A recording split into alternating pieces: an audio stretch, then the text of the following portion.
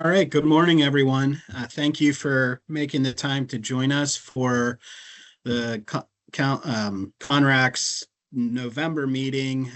If you were having Teams issues, our apologies. We're still working through some of those and ensuring that everybody who needs access to the meeting can get it. If you're already on, you're one of the survivors and have already cracked the code and figured it out. So um, thanks for being with us. My name is Silas Chamberlain. I'm chair of CONRAC. Thanks for making the extra effort to join us virtually today. We are, of course, grateful to have a state budget in place. Our only complaint is that it happened a little too late to schedule this month's meeting as an in-person. So for one more meeting, enjoy being able to participate in your shorts and your slippers. And we should be back in person for our next meeting in the new year. As chairman of CONRAC, I'm going to take the liberty of making the first damn joke by saying that I'm looking forward to this damn meeting. We are going to be hearing from DEP and DCNR on their activities around dam safety and maintenance and removal. And we're always pleased to have Tim Schaefer, Executive Director of the PA Fish and Boat Commission, join us as well to share all the good things that are underway at FBC and how they relate to dams. As always, we'll also have updates from DCNR leadership and Secretary Dunn. But before we jump into the meeting and our first public comment session, we'll take a moment to have CONRAC members that are joining us virtually introduce themselves. So I will go in the order that I am viewing you. And the first name I'm seeing is Bob Kirchner. Good morning. Welcome to the meeting. I'm Bob Kirchner. I'm coming in from Elk County this morning, and where we do have a little bit of snow on the ground. And just welcome to the meeting. Thanks, Bob.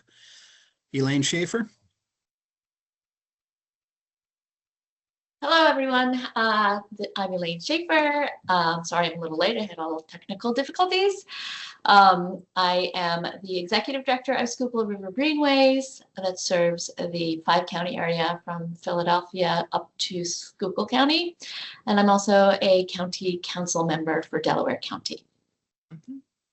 Thanks, Elaine. Gary Cribbs. Hello, good morning, everyone.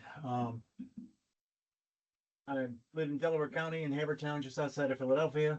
I'm a geologist with EN Geoscience. Been on the board for quite a while. Thank you. Thanks, Gary. Thanks, Gary. Marcus Schaffner. Good morning, everyone. Marcus, President and CEO of the Outdoor Inclusion Coalition, calling in from Pittsburgh, Pennsylvania. Good to see you all. Thanks, Marcus. Meredith Graham. Good morning. I'm Meredith Graham. I live in Washington County, south of Pittsburgh, and I'm an environmental lawyer. Thank you. Good morning. Rocco Ally. Good morning, all. I've been a member for several years. Hopefully will be reinstated in January. Good morning to all. Good morning, Rocco. Sierra Fogel. Good morning, everyone. I'm President of Pocono Whitewater Pocono Biking, located in Jim Thorpe, Pennsylvania. We're a concessionaire and CUL holder with mostly Lehigh Gorge State Park, but also a few other state forests and parks in the Commonwealth. Thanks, Sierra. Thad Taylor. Good morning. Great to be with you all. I'm Thad Taylor. I'm a consultant forester and timberland appraiser from Potter County, Pennsylvania, up in Coudersport. Good morning, Thad. Thanks for being on. And we have 3 phone numbers, so I might need our administrator's help letting me know which council members are joining us remotely. Yep, I think you have Deborah, Ephraim, and then I might need help on this last one. Okay, well, why don't we'll start with Deborah. We have Deborah, we have Jennifer, and we have Ephraim phone numbers. Good morning. This is Deborah Ponser. I'm president of Grow Rural PA. All right. Thank you, Deborah. And we were I was jotting down things and I missed the other one. So all right, you do the introductions. Ephraim. Okay. Ephraim.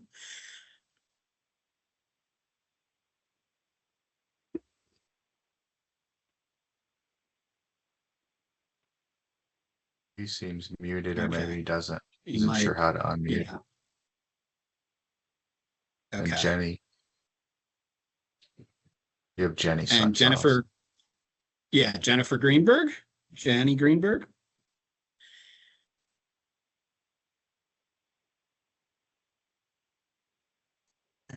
If you're speaking, Jenny, we can't hear you right now, unfortunately.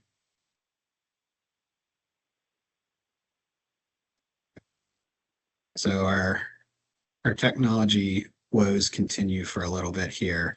But I will say that we're excited to have Jenny Greenberg joining the council. She has a great bio, which at some point she can articulate to all of us, and we can certainly share it as well.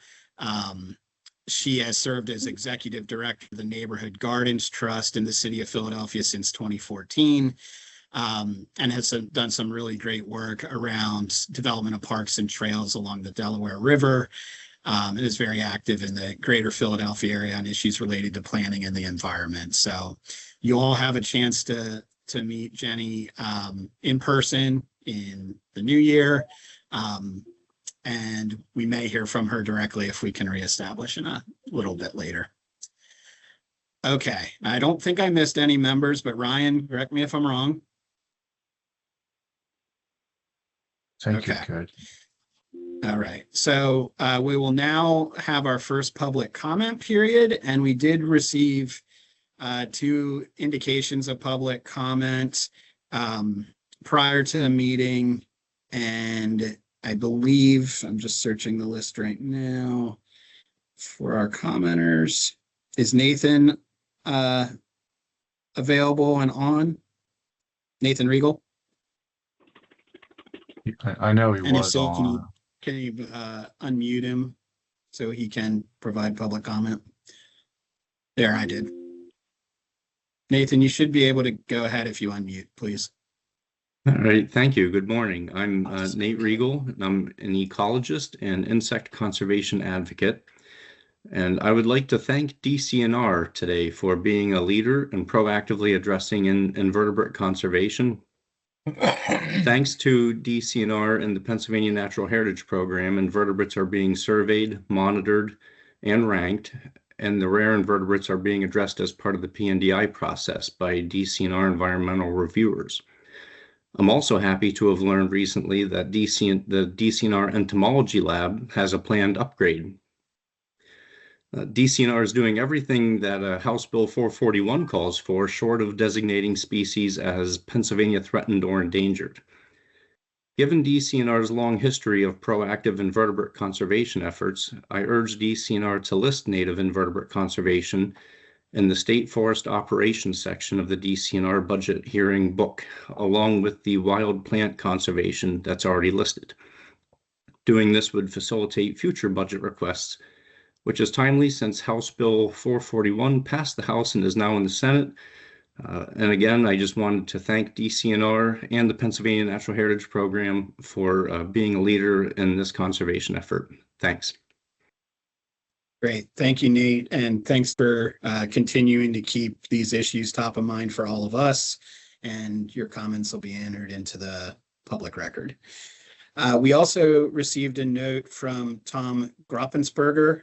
Tom, I don't know if you would like to provide a public comment. If so, you can certainly unmute and provide one. But Tom had provided some feedback on dam removal as it's associated with the I-83 bridge replacement in Harrisburg, and had some great ideas that we can enter into the public record and make available to our speakers and state agencies. So Tom, if you'd like to unmute and offer your comments, please feel free. Yeah, that's fine. Yeah, I'm Tom Groppensberger. I've worked with Gary Cribbs in the past. Gary and I worked on it with a geotechnical engineering firm. And so anyway, just some thoughts on the Dock Street Dam Bridge, that the opportunities for restoring or eliminating the hazard predominantly.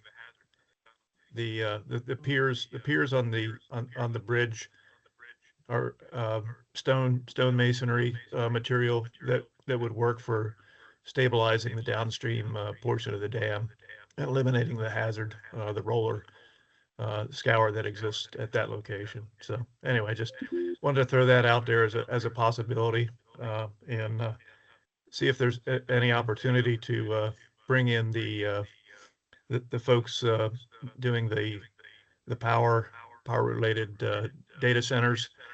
I noticed there was a $1 billion loan, so a couple million to restore a hazardous dam might not be a problem, but anyway. So. Okay.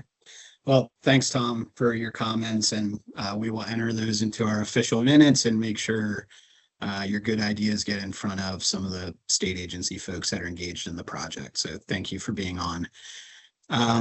Looks like we have a raised hand. Robert? Actually, this is Tim Schaefer on Bob Cassis's laptop in DCNR's conference room, because we didn't read the meeting invitation correctly to see it was virtual. So thanks to Terry from Cindy's staff for setting us up with a place. And I actually thought Dock Street might come up today.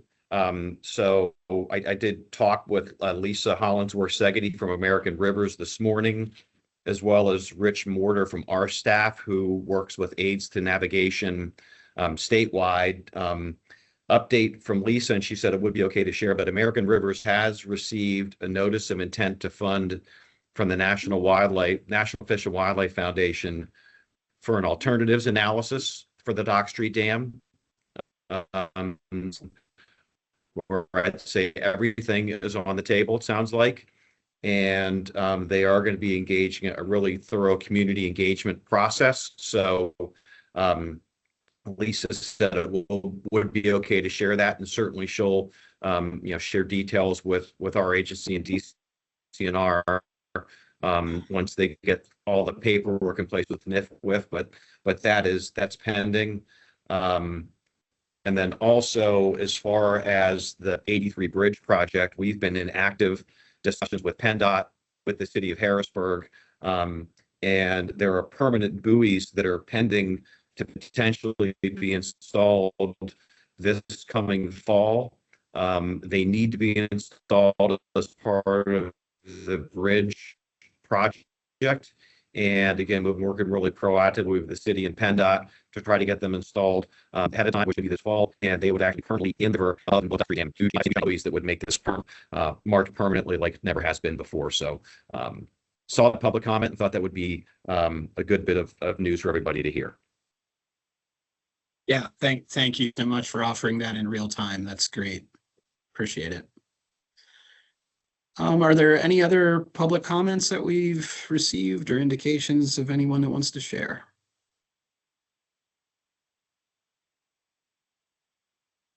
All right. Hearing none, we will move on to approval of our prior meeting minutes. Conrec members should have received our September 2025 minutes. Previously, we did receive one note from Deborah that she wasn't reflected as present. I think, again, because of technical difficulties at the beginning of the meeting. So we will have the meetings reflect that Deborah was present. Are there any other revisions to the minutes? And if not, is there a motion to approve? Silas, it's Ryan. There, Meredith caught that I have embarrassingly misspelled Bob Kirshner's name. I spelled it like my family's uncle's version of that name. So good catch, Meredith. I'll fix it. I'm sorry, Bob. You misspelled Bob? No, not Bob Kirshner. Okay. I suspect it's been that way for a long time, but Meredith finally caught it. Good. We'll make that change. Is there a motion to approve? Silas, this is Rocco Alway. I would move to approve the minutes as corrected. Thank you, Rocco. Is there a second? This is Second. Bob. I'll second it. Okay, Bob, since you have a vested interest in this, I'll allow it. All those in favor say aye. Aye. Aye. So our September minutes are approved, and we will move into my brief council report as well as our working group updates. In fact, I have such a brief report that I'm going to keep mine focused on the working group that I chair, economic contributions, and just give a couple of updates and hold the dates and reminders, and then I'll turn it over to our other working group co-chairs for any updates that they might have. So for economic contributions, I just wanted to share that there is a webinar coming up this coming Monday, November 24th, put on by the Outdoor Business Alliance of Pennsylvania, which, just to refresh your memory, is the new 501c3 nonprofit that was created out of the year-long Elevate input process to bring together Pennsylvania's outdoor industry. Nathan and the team in the Office of Outdoor Recreation have been very close partners on launching OBAPA, and OBAPA every 2 months has webinars aimed at outdoor businesses and entities that support outdoor businesses. So November 24th, 12 to 1, the topic is starting and growing an outdoor business.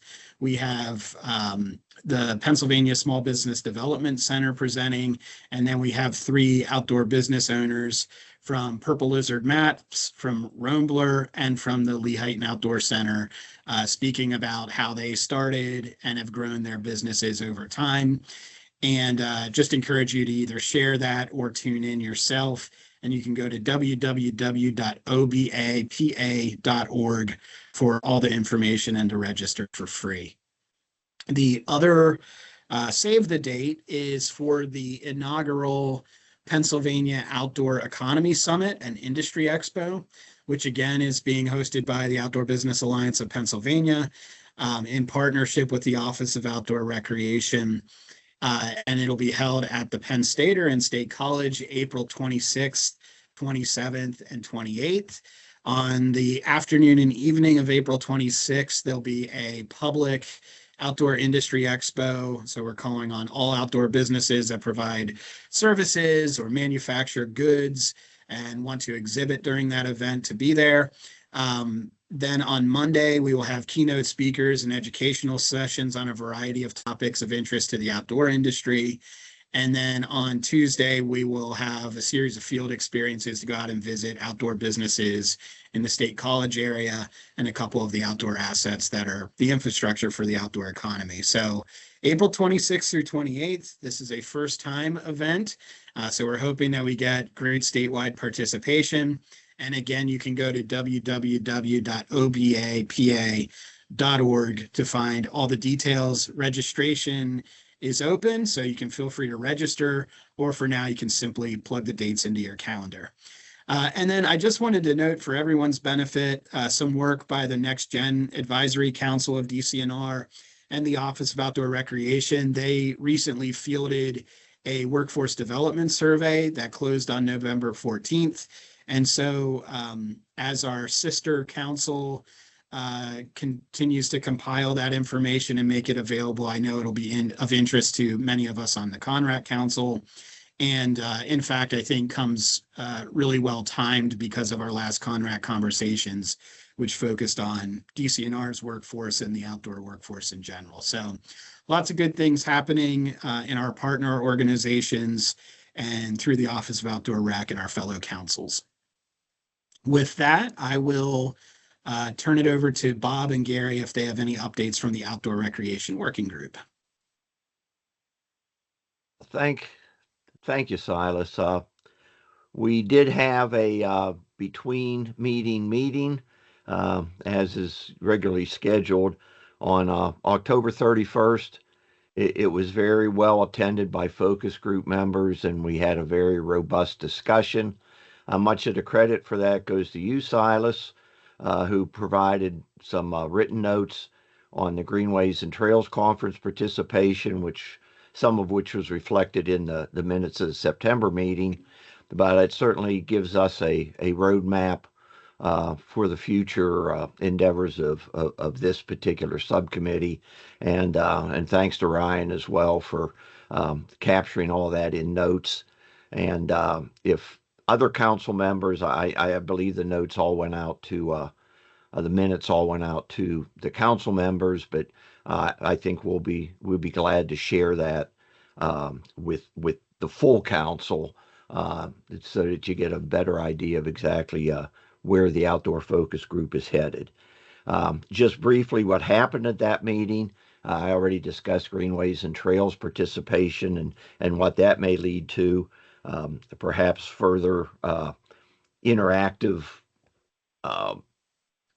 meetings between us and other advisory councils that will benefit all of us.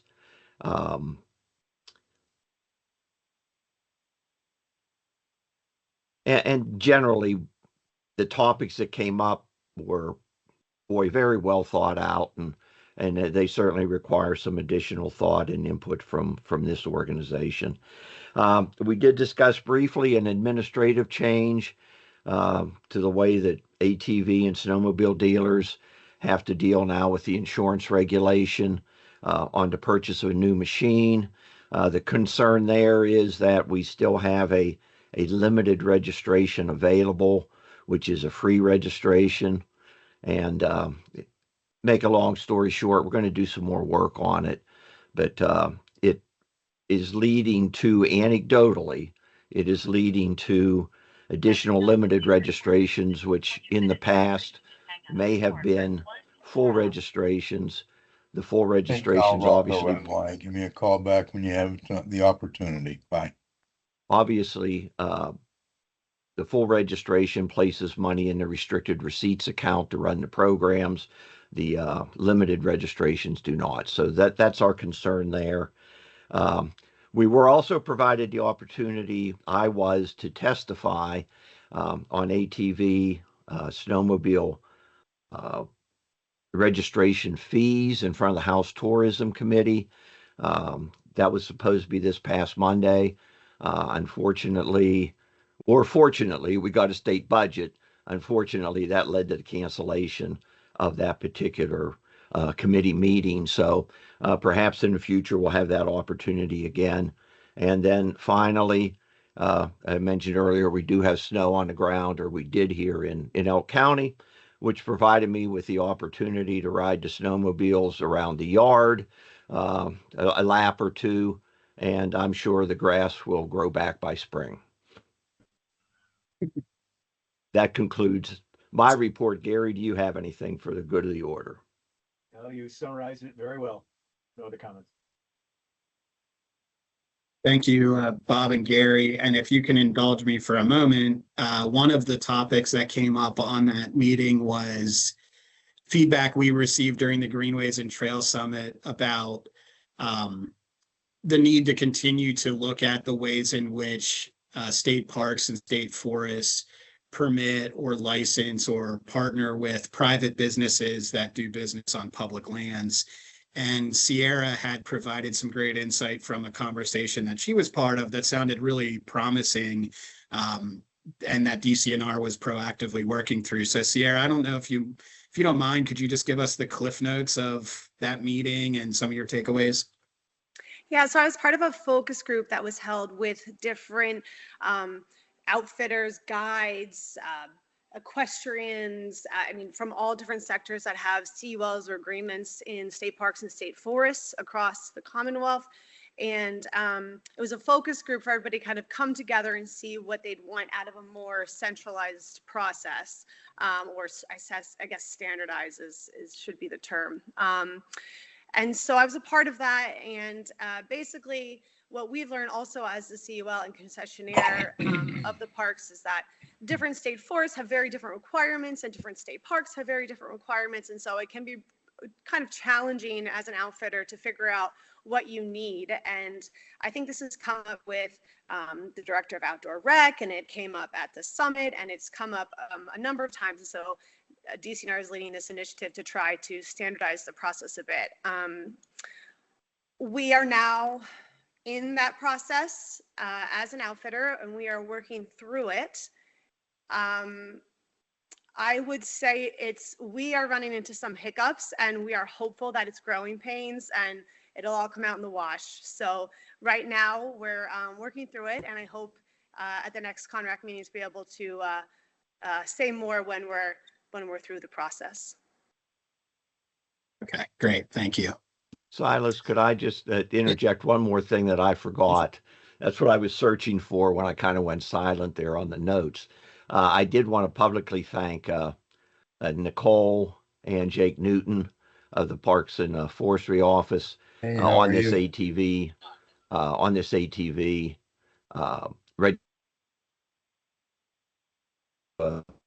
give me some time to meet with them after the issue was identified.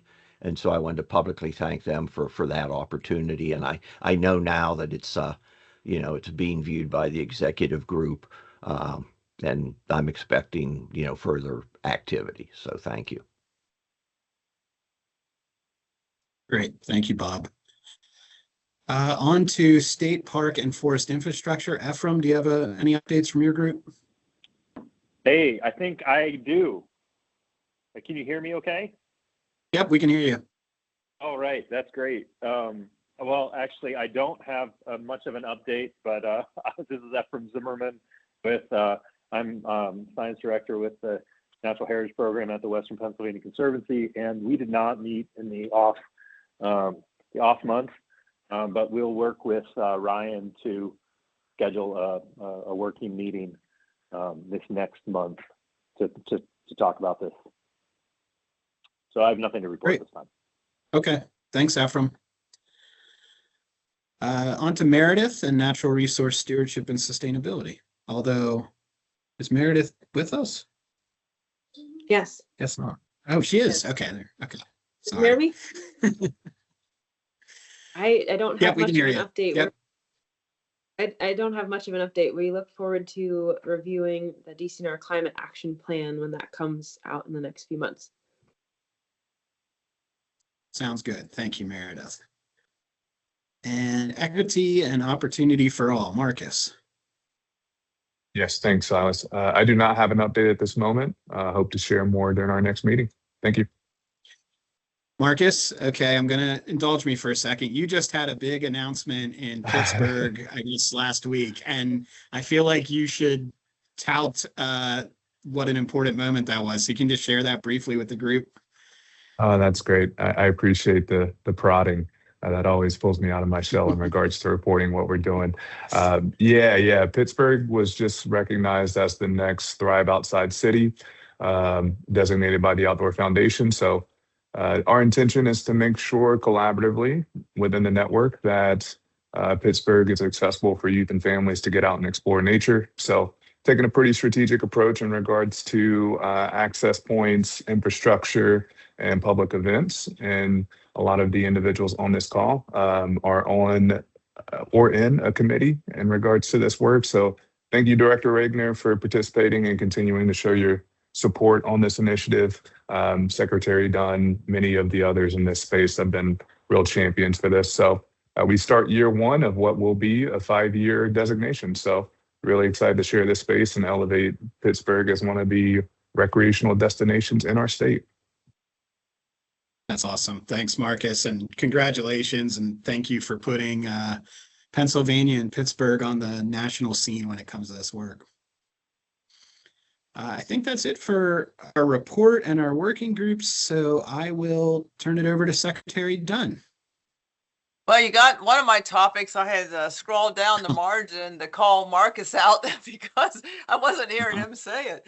I wish I could have gotten out there for that, Marcus. Nathan Regner came back just over the moon about that success. So congrats on your work. That really, I don't want to understate the value. This is national competition. I mean, it was, it's a big deal, and congrats to you. But the real beneficiaries are the people of the Pittsburgh area who will really enjoy the remarkable outdoors around that part of Pennsylvania. So congrats on that.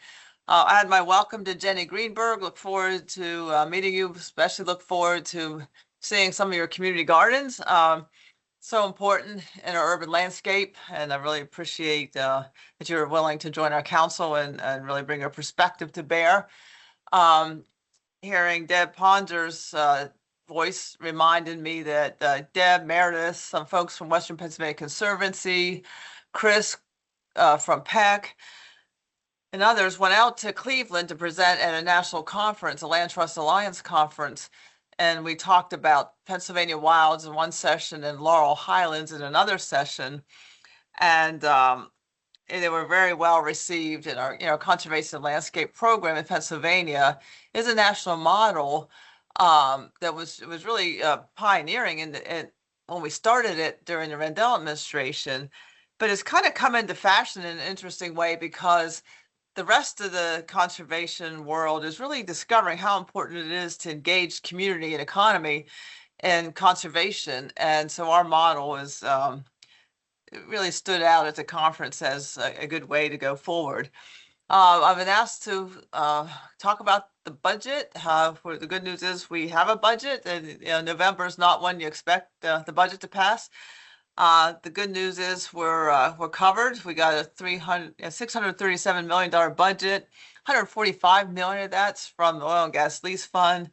So that is an uptick in that fund. It's funds use in our operational budget. But it does give us the opportunity to function, to do our work, and to move forward in our service to the public lands and to the public of Pennsylvania. Some of you always ask about the heritage areas. It includes $5 million to support the 12 heritage areas, which is great. And it allows us to really move forward with, I think the highlight of the year for us is Laurel Caverns. David Kale is donating the caverns, but our money and staff are needed to work on some of the infrastructure and to help operate that gem in Pennsylvania. It's, as you know, first underground park in Pennsylvania. It's a remarkable asset. It is one of those places in the landscape of Pennsylvania that will be a Pennsylvanian birthright. People should get to see a cavern in Pennsylvania. And so Laurel Caverns as a state park is a very logical addition to the state park system. And we're really thankful that David Kale and his wife are so graciously won it in the public hands and are donating it.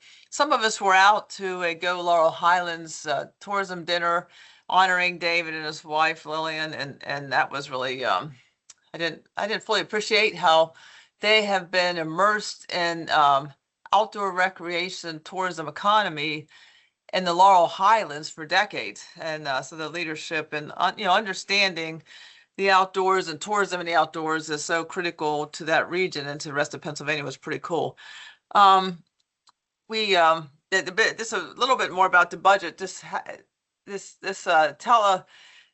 virtual meeting versus an in-person meeting is just like a little bit of the tip of the iceberg of what the budget impasse meant for DCNR over the last several months. It just kind of trims your wings on operational ability for the agency. So we're just so relieved that the budget's passed and we can go back to functioning as we function, to get out there.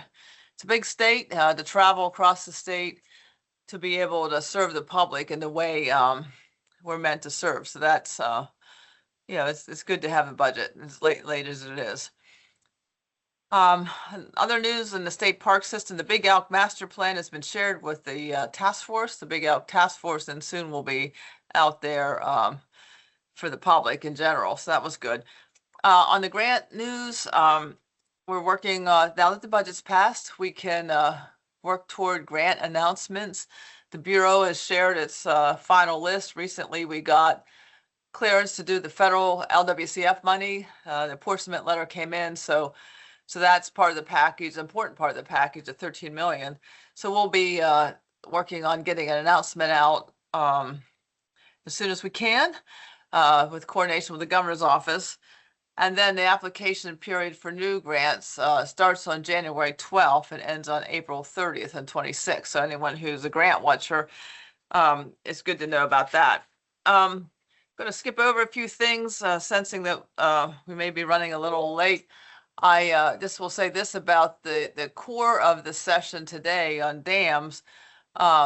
This is something that I had suggested way back when. Of course, we do dams in partnership with Fish and Boat Commission and DEP, but it was standing there at the Shikellamy Natural Fishway this summer, which is, if you haven't seen it, Shikellamy State Park. It's, Susquehanna is, is the longest East Coast river, significant river. It's large and it's very flooding. Its ratio of watershed to water surface is such that it's a very flooding river.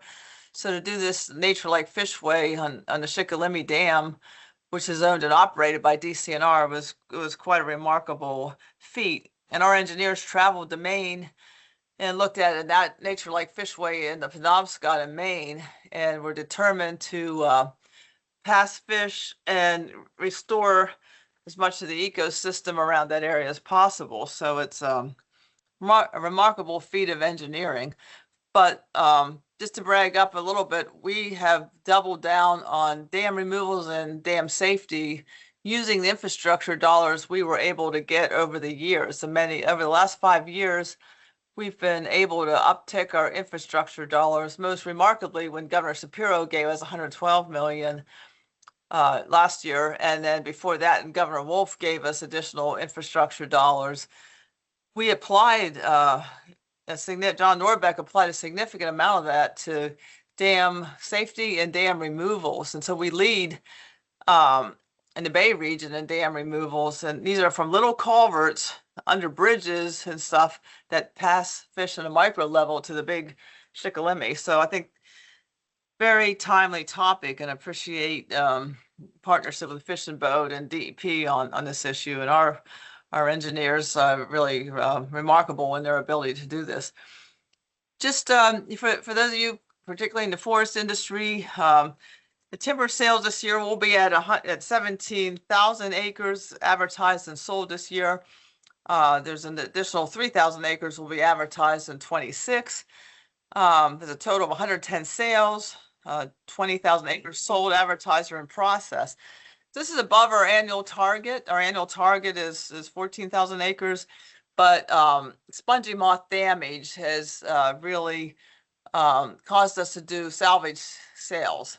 And you only have a few years, as folks in the industry know, to successfully do a salvage cut. So, and it's good to do that because it relieves some of the forest fire danger to get in there and do the salvage cut. So anyway, that's the good news for the industry on that, but good news for ecology in terms of getting the standing dead out of there. Forest health, I won't go through all the diseases we're fighting in forest health. It gets more complex every year. But the good news is spongy moth, formerly known as gypsy moth, appears to be in a decline. We're watching a lot of other things that are unfortunately increasing. Beech leaf disease, we had to treat 306,000 hemlock trees this fall for hemlock woolly adelgid. That's very expensive. Fall cankerworm, which is a native pest, but it is exploding in population in Laurel Highlands. We're managing that as well. That's a little bit about forest pest. On the silviculture side, I think folks in this room probably know that, but please help spread the word. We're moving to something called Bid Express, an electronic bid system for timber sale bid openings. We've notified all the timber buyers. After January 1, paper bids will no longer be accepted. So first sale to be listed on Bid Express is December 22nd.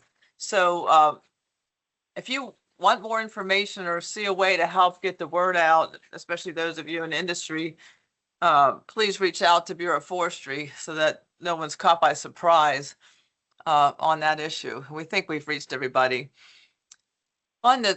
On to more about trees. The Keystone Tree Fund is a mechanism that was set up by the legislature with a few Chesapeake Bay commissioners who got it started. The Keystone Tree Fund is, you can pay an extra $3 when you register your vehicle and it goes into the Keystone Tree Fund.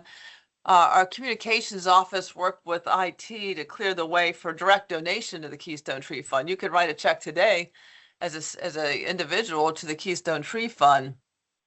You can do it on Giving Tuesday. You can do it in memorial to somebody. I used it to memorialize Roy Seifert, one of our retired district foresters who passed away. You can gift it for the holidays, a donation to Keystone Tree Fund, and that money goes proportionally to 60% buffers, riparian forest buffers, 40% urban community trees. So just raising that awareness as we get started. And then finally, my last topic, and I'll be segueing over to Mike Walsh to go into the details on ATV issues. But our the pilot project concluded for the season and sold 6,117 passes. So that's an increase from last year, which was about 5,500 passes. In 2026, in-person pass sales were open in March, for those of you up in the northern tier. Again, DCNR and the Council of Governments continue to meet to plan a leadership transition to the Council of Governments. Again, we feel this should be locally controlled. The main issue is really township roads. We have trails and connectors, and we register ATVs, but the decisions on the wheres is really a township road issue coordinated by the Council of Government. So with that, I am going to turn it over to Mike Walsh to finish up talking about ATVs. Thank you, Secretary Dunn, and good morning, everybody. Great to see you. We did get a budget, and there's been a lot of conversations about snowmobile ATV registration fees that have been discussed as part of the budget process both this year and last year. And I know Bob mentioned being on his sled already, and all of us who enjoy those sports hope that we have a great winter ahead. So I pray for snow. Three quick things that we're looking at as it relates to snow ATV that I just want to discuss. Why we're having the conversation is that there are about 294,000 ATVs registered in the state, over 32,000 snowmobiles registered in the state. And of course, the registrations come to DCNR. We have an MOU with PennDOT, who helps us manage that registration process, gets the permits out to the users. The revenue that we've received from registrations has been stagnant since 2001. It is $20 to register your snowmobiles or ATVs in Pennsylvania, and that is for a 2-year cycle. So it's essentially $10 a year for all that you're getting, and you're getting an awful lot. Just speaking from the snowmobile side, there are thousands and thousands of miles of trails on state forest lands and in some state park lands. We are grooming them. We are paying for staff to be out there overnight. Groomers cost between 100 and 200,000 each. We have rangers, enforcement. We're plowing parking lots where folks are bringing in their trailers. So we're doing a lot of stuff to maintain and advance the ATV and snowmobile recreational opportunities out there in Pennsylvania. And they're getting a great deal for that $10. And that has not even begun to keep up with the cost that have increased since 2001, let alone, very importantly, the kinds of grants that we need to give organizations and clubs out there in Pennsylvania who really need dollars to support their own work. So, more than 70% of the grants, for example, in the snowmobile area that come in do not get funded. And so we've been having conversations over recent years, and I know we've talked about this before. We want to work with the user groups, the communities, the clubs to increase the revenue that we received. And The representatives of those organizations are on board and supportive of a plan that we've been proposing that would increase that $20 a year to $40 a year for ATVs, and that $20 a year to $60 a year for snowmobiles. Let me correct myself real quick. That $20 every 2 years to 40, and that $20 every 2 years to 60. So it still would be a 2-year cycle, but it would go from 20 to 40 and 20 to 60. So, and by the way, it seems like a big increase, but we would still only, be touching the surface of what we need, and we are still far below what other states are. Bob and others will tell you, if you go to New York, last time I went to New York, it was $100 to ride, and I just happened to ride for one day in New York. So I'm riding for $10 a year here, and what turned out to be one day for me was $100 in New York. So we want to look at that. Other folks also are interested in having a conversation around liquid fuels. We get about $1 million a year to support snowmobiles and ATVs. And many people say that we spend, that we should be getting a lot more than that. Two other things besides revenue generation that are on our mind that we'll talk more about in the coming months, but we just wanted to give you a precursor of today, is we want to reduce the permitting time. Right now, it's around 38 days for snowmobile or ATV registration. And we have to stay under a 45-day window, but we want to get that down even further. So again, we have this relationship with PennDOT, and we want to look at ways we can reduce the amount of time that it takes to register. Secondly, in the area of innovation, we want to find an IT solution that would allow for same-day registration, perhaps on mobile devices when folks pull up to ride at a recreation site in Pennsylvania, for example, and they might be from out of state, they're not registered. And those places are not inclined to send people home because their vehicle is not registered. But if they could get, if they could show that they got a registration on their mobile device, that would allow the place to get the business, us to get the revenue, and the law to be met. So that's just a quick overview in the interest of time that we're really, appreciative of the partnership we've had with Conrac, talking about it with the Snowmobile Advisory Committee and the ATV advisory folks, and particularly Norm and Brad have been really great in those communities. I want to thank Bob too, who was ready to testify this past Monday, but again, that hearing got moved.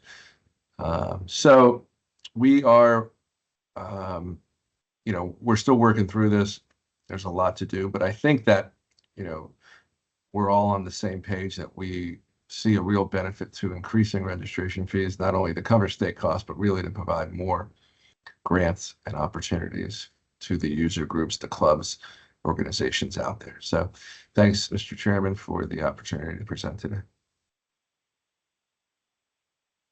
Thank you, Mike. Thanks, Secretary Dunn. I do see one question there. Yeah. Oh, here we go. Can you guys hear me okay? Oh, sorry about that. Yeah, I can hear you. Yeah, thanks. Yeah, again, Tim Schaefer from Fish and Boat. Mike, if it would be helpful, would be happy to talk with you about how we work with PennDOT on motorboat fuel tax revenue reimbursements. I think we've talked about that in the past, but that system is working really well, where when Act 89 was passed a number of years ago, we now issue a survey annually that calculates the amount of motorboat fuel that's used in the Commonwealth, and then we submit to the Board of Finance and Revenue a reimbursement request for the amount of fuel tax that's attributable to motorboats. And it's working really well. We've now been doing that for a number of years, so happy to share that if it might be a model you'd like to consider when it comes to snowmobiles and ATVs. Thank you. We'll set up a time to talk. Appreciate that. Any other questions or comments for Mike or the secretary?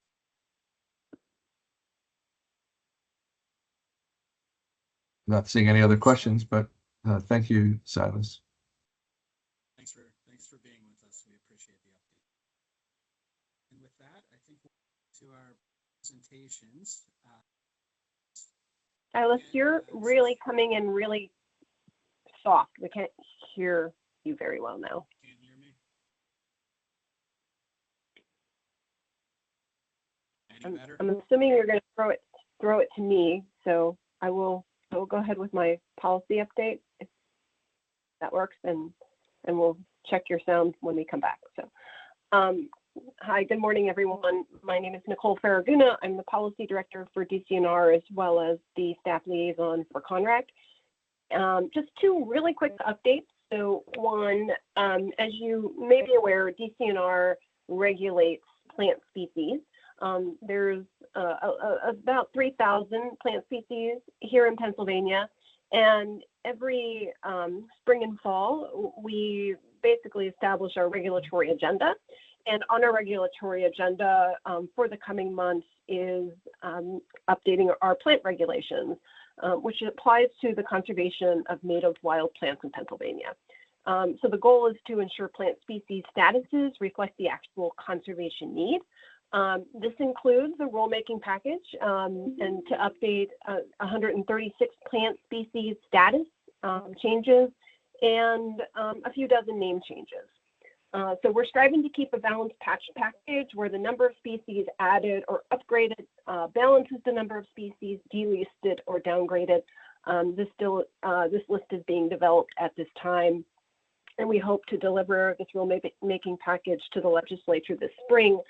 CONRAC typically has the opportunity to provide some input on these rulemakings, so stay tuned and more information to come in the early part of the new year. And then also, this was an issue that came up when we had our PTAC, our Trails Advisory Council, CONRAC session at the Greenways and Trails Summit, and just the importance of cultural resources. And I just wanted to report that DCNR does have a cultural resource management policy, and we do have two dedicated staff who are focusing on cultural resources and also managing this work, training our staff. The cultural resource policy is intended to guide and direct staff in the identification, evaluation, and stewardship of cultural and historic resources. We also have an MOU with the State Historic Preservation Office, and so we work very closely to ensure that the integration of cultural resource priorities is embedded in our planning and our management process, really trying to avoid impacts and really improve our engagement with SHPO and sharing information with appropriate stakeholders. So just two really quick updates from me, and I'll turn it back to Silas. Can you hear me, Nicole? Yes, Okay. much better. Thank you. All right, good. Okay, thank you. And is Eric on to provide a legislative update? Yep, I'm on. I'll just mention, well, Secretary Dunn already highlighted the passage of the budget last week, which was great news. Also, I'll just mention that the House and the Senate are in session this week. Senate Bill 520, which is sponsored by Senator Baker, it authorizes body cameras for the Game Commission, Fish and Boat, and DCNR Rangers. So that's on third consideration today in the House. So that looks like it could get to the governor's desk. That's Senate Bill 520. So that's good news. We support that. And also the capital budget bill. That's in the Senate today, and it looks like they're going to be voting on that. That's House Bill 1332. So those are the two bills that we're tracking, Senate Bill 520 and House Bill 1332. That's really all I have for today. So thanks. Thanks, Eric. Any questions from CONRAC members for either Nicole or Eric?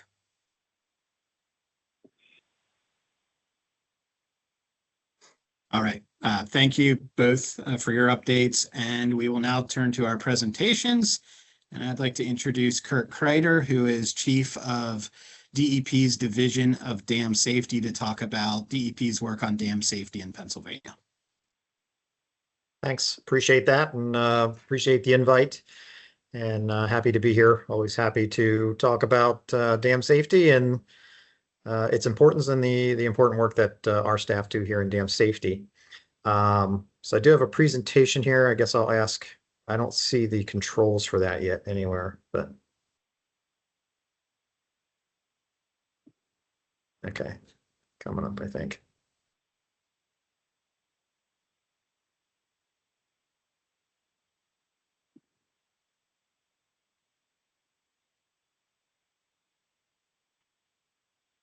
All right, I'll hit the take control button here, and I think we'll be good then.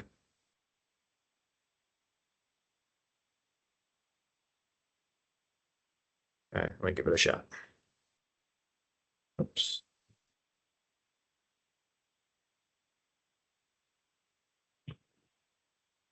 I'm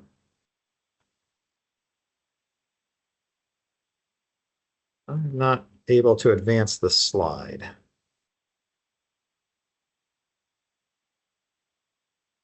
Okay. Is there a certain button I should press to as I go through here to advance it? I was hitting enter, trying shift, trying my arrow keys. Aura, do you want Kirk just to say slide if you're the ones controlling it? I'm not sure he's controlling it on our end. There'll be a lot of slides. Okay. Well, at least a lot of me saying a lot of slides, so. Unless there's a better solution. Yeah. Okay, so, and I do, as you're seeing here, I do have some transitions and so forth. So we kind of hopped past it there, but what was originally brought up was, you know, kind of what people often think of when they think of a dam. It was Hoover Dam. People typically think of, you know, they hear the word dam, they think of giant concrete structure. Dams are actually, you know, come in many shapes and sizes. And this next slide here that's on screen now is just to illustrate that. It's a very small dam in a park in Reading, in the Reading area. So much different than what many people envision when they hear the word dam. And I guess with that, I'll say too, I'm trying to hit the high level here. We could go into the weeds. I could easily talk about dams for an hour or two. We're going to try and do sort of a high level here in about 20 minutes, kind of hit all the major topics. So if you could advance one more, there's another photo on this slide.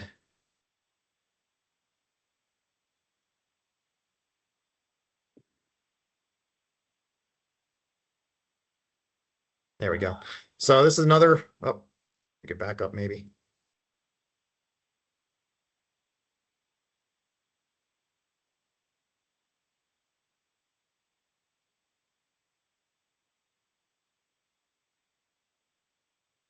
Eric, can you back up one slide, please? Yeah. So this would be, and this will look familiar to some of you since it is a DCNR dam. This is George B. Stevenson up in Cinnamohoning State Park in Cameron County. It is one of our larger, what I would think of as a typical earthen dam that maintains or holds back water. It's about 160 feet high, and it is an earthen embankment, as you can see towards the right side of the photo there. Most of our dams here in Pennsylvania are earthen dams, although we have all different types. So this would be sort of on the larger side earthen embankment dam that we have here in Pennsylvania. So you could go ahead.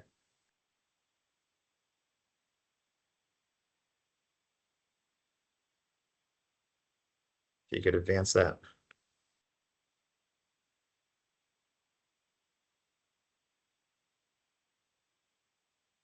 There you go. You can get there's a couple bullets here.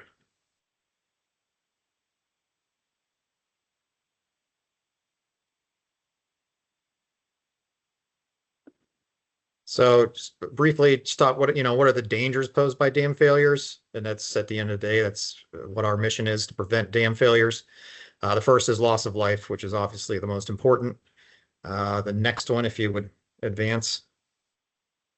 as property damage or destruction. If we're talking of a larger dam or even a significantly sized dam, I tend to use the word destruction rather than damage. You're talking about, the house isn't there anymore, not just my yard's torn up. If you could advance again. And then the third one here would be environmental damage. So obviously, you're going to have loss of life. You're going to have, depending on the dam, loss of life, property destruction, and also along with that will come environmental damage. So, next slide.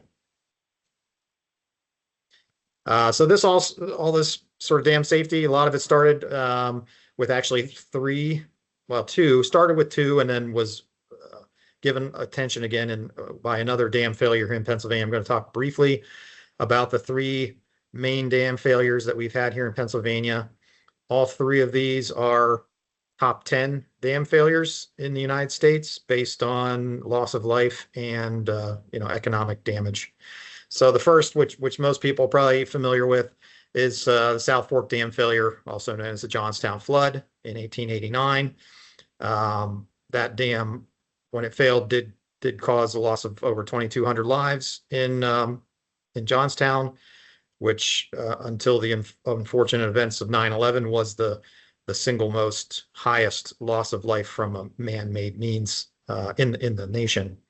And then the damages related to that were $17 million, and that is in 1889 dollars. So you can go to the next slide. The next one that happened not terribly long after Johnstown was the Austin Dam failure in Potter County. That was a gravity dam. Austin Dam failed because it overtopped. It didn't have the spillway capacity it should, and some other issues related to that. So it overtopped and eroded and breached. The Austin Dam, as you can see, was a large concrete gravity dam. It was built, it wasn't built to the original design. They thinned it down, which made it weaker, and it had a sudden failure. And you can see that in the lower picture. And that would be typical of a concrete dam failure. They are generally instantaneous. 78 people lost their lives in that dam failure. And that was $10 million in damage in 1911 dollars. And then we're going to jump ahead of several decades here to the Laurel Run Dam failure. And that's more recent in most of our lifetimes here, or if not within, very close. And actually, that's not in Austin. That's a mistake on my part there, but that's also in Johnstown. And that was in 1977. That also caused $10 million worth of damage in 1977 dollars, and 47 fatalities as a result of that dam failure. So you could go to the next slide. So given the context of those three major failures, after the first two failures, some of the first dam safety laws in the nation were passed here in Pennsylvania in 1913 as a direct result of Johnstown and Austin. And then jumping to the Laurel Run Dam failure and a number of other dam failures around the country in the 70s due to the aging nature of dams. That prompted some new legislation, and specifically Laurel Run did, that really ramped up and made the existing laws more robust, and that resulted in the Dam Safety and Encroachments Act of 1978, which went into effect 1979. And if you could give me a click there.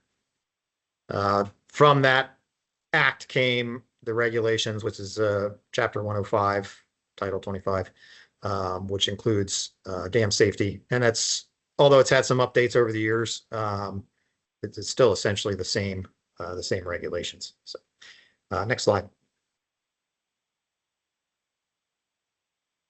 So regulation of dams in Pennsylvania, what do we look at when we're looking at regulation? First of all, we're looking at jurisdiction of the dams. And you can jump ahead there. Also, what's the hazard classification if it is jurisdictional? Jump ahead again. Also looking at, depending on that hazard class, emergency action plans. Okay. And annual inspections, or if not annual, what frequency of inspection for a dam. And then permits and authorizations required for dams. I'm going to try and go through this pretty quickly here. This is, well, when does a department? When does DEP have jurisdiction over a dam? There's two major avenues for that: dams on a water course, dams not on a water course. We're going to talk about dams on a water course first briefly. And jump ahead then. So there's three criteria for dams on a water course. The first one, if you could bring that up, is the drainage area to the dam.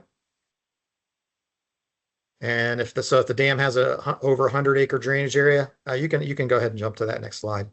If the dam has over 100-acre drainage area, and this is just an illustration of a drainage area, the dam would be jurisdictional. And you can jump ahead.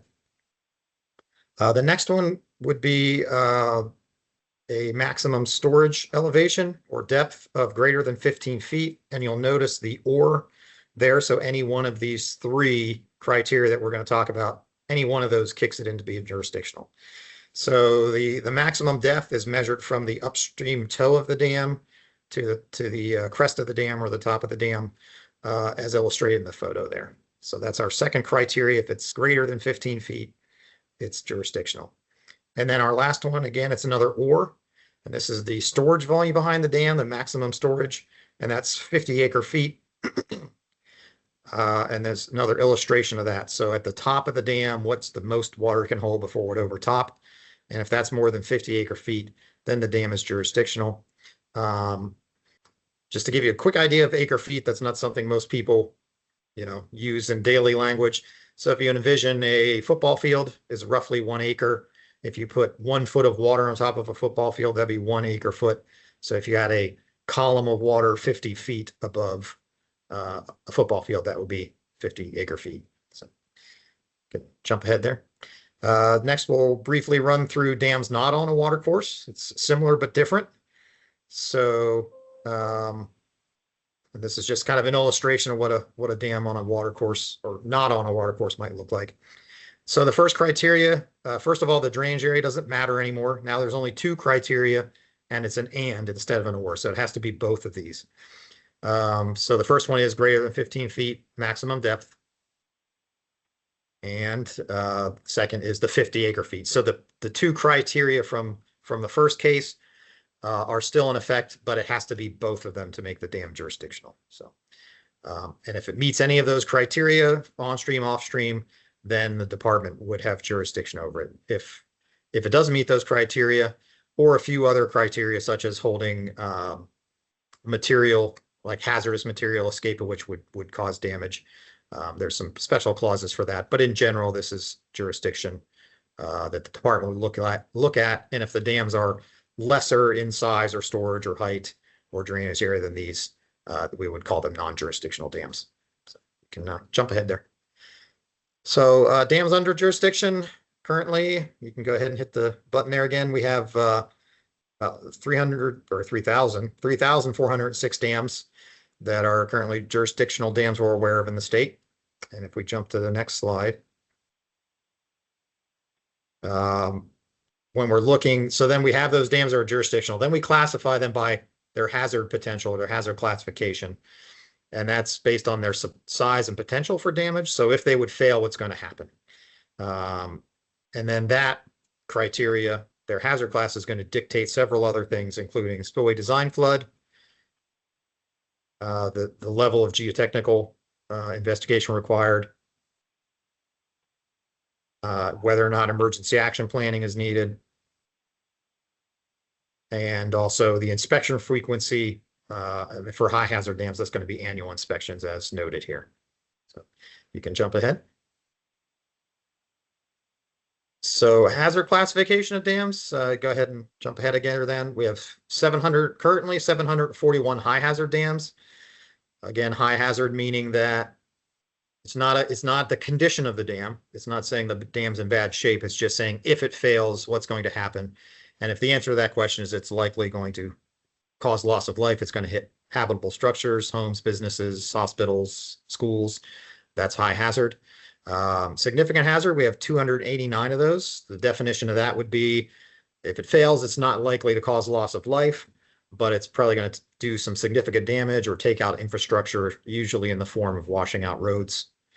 And then the remaining dams, close to 2,400 of them are low hazard, where if they would fail, there's little damage expected beyond the property that they are located on.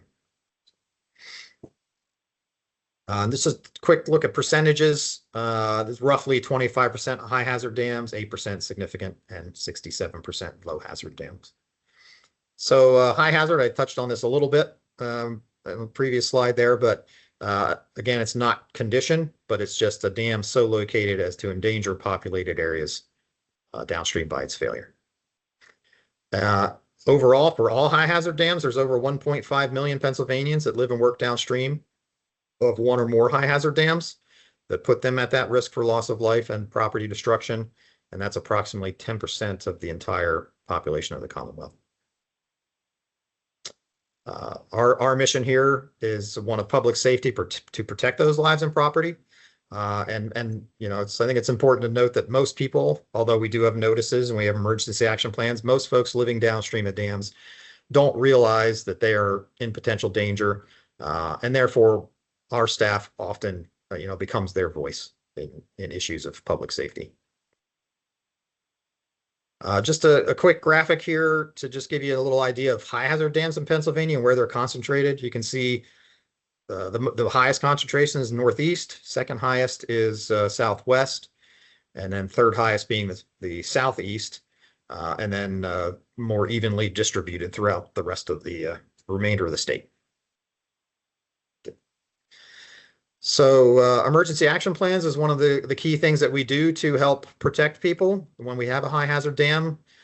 We do have 98% compliance with high hazard dams in the state having emergency action plans. And we're actually working on an effort to try and get that to 100%, that last 2%. But that's a very high metric among the states. So that's good news. But the emergency action plan is prepared ahead of time to lay out evacuation procedures and denote inundation area, which if you click again, it'll talk about inundation areas. And one more click, I'll show you a sample of an inundation map. So both the guidelines on screen there, we don't use paper guidelines anymore. We have a computer system. This was our last paper guidelines, but the electronic system is based off of that. And that's a sample there of a inundation map too, showing where the dam would fail and what's impacted should it fail. So you can jump ahead. Dam inspections. Owners must inspect their dams quarterly and maintain record of these inspections. So that's on them. They must provide those to us if we ask for them. For high hazard dams, they require an annual inspection by a professional engineer hired by the dam owner every year. Our staff, our field engineers also inspect the high hazard dams every year. So they get 2 inspections because they are so critical and they are so high priority. And then moving to the significant hazards, they get an inspection every 2 years by our department field engineers. And for the low hazards, they get an inspection every 5 years by our field engineers. So what are you looking for? What are the big things of concern when you're looking at doing a dam inspection? Cloudy seepage or discharge, drainage discharge that's cloudy. That's indicating you're losing soil materials. Changes in the volume of seepage. Go ahead. Oh, we jumped out of my presentation there, I think.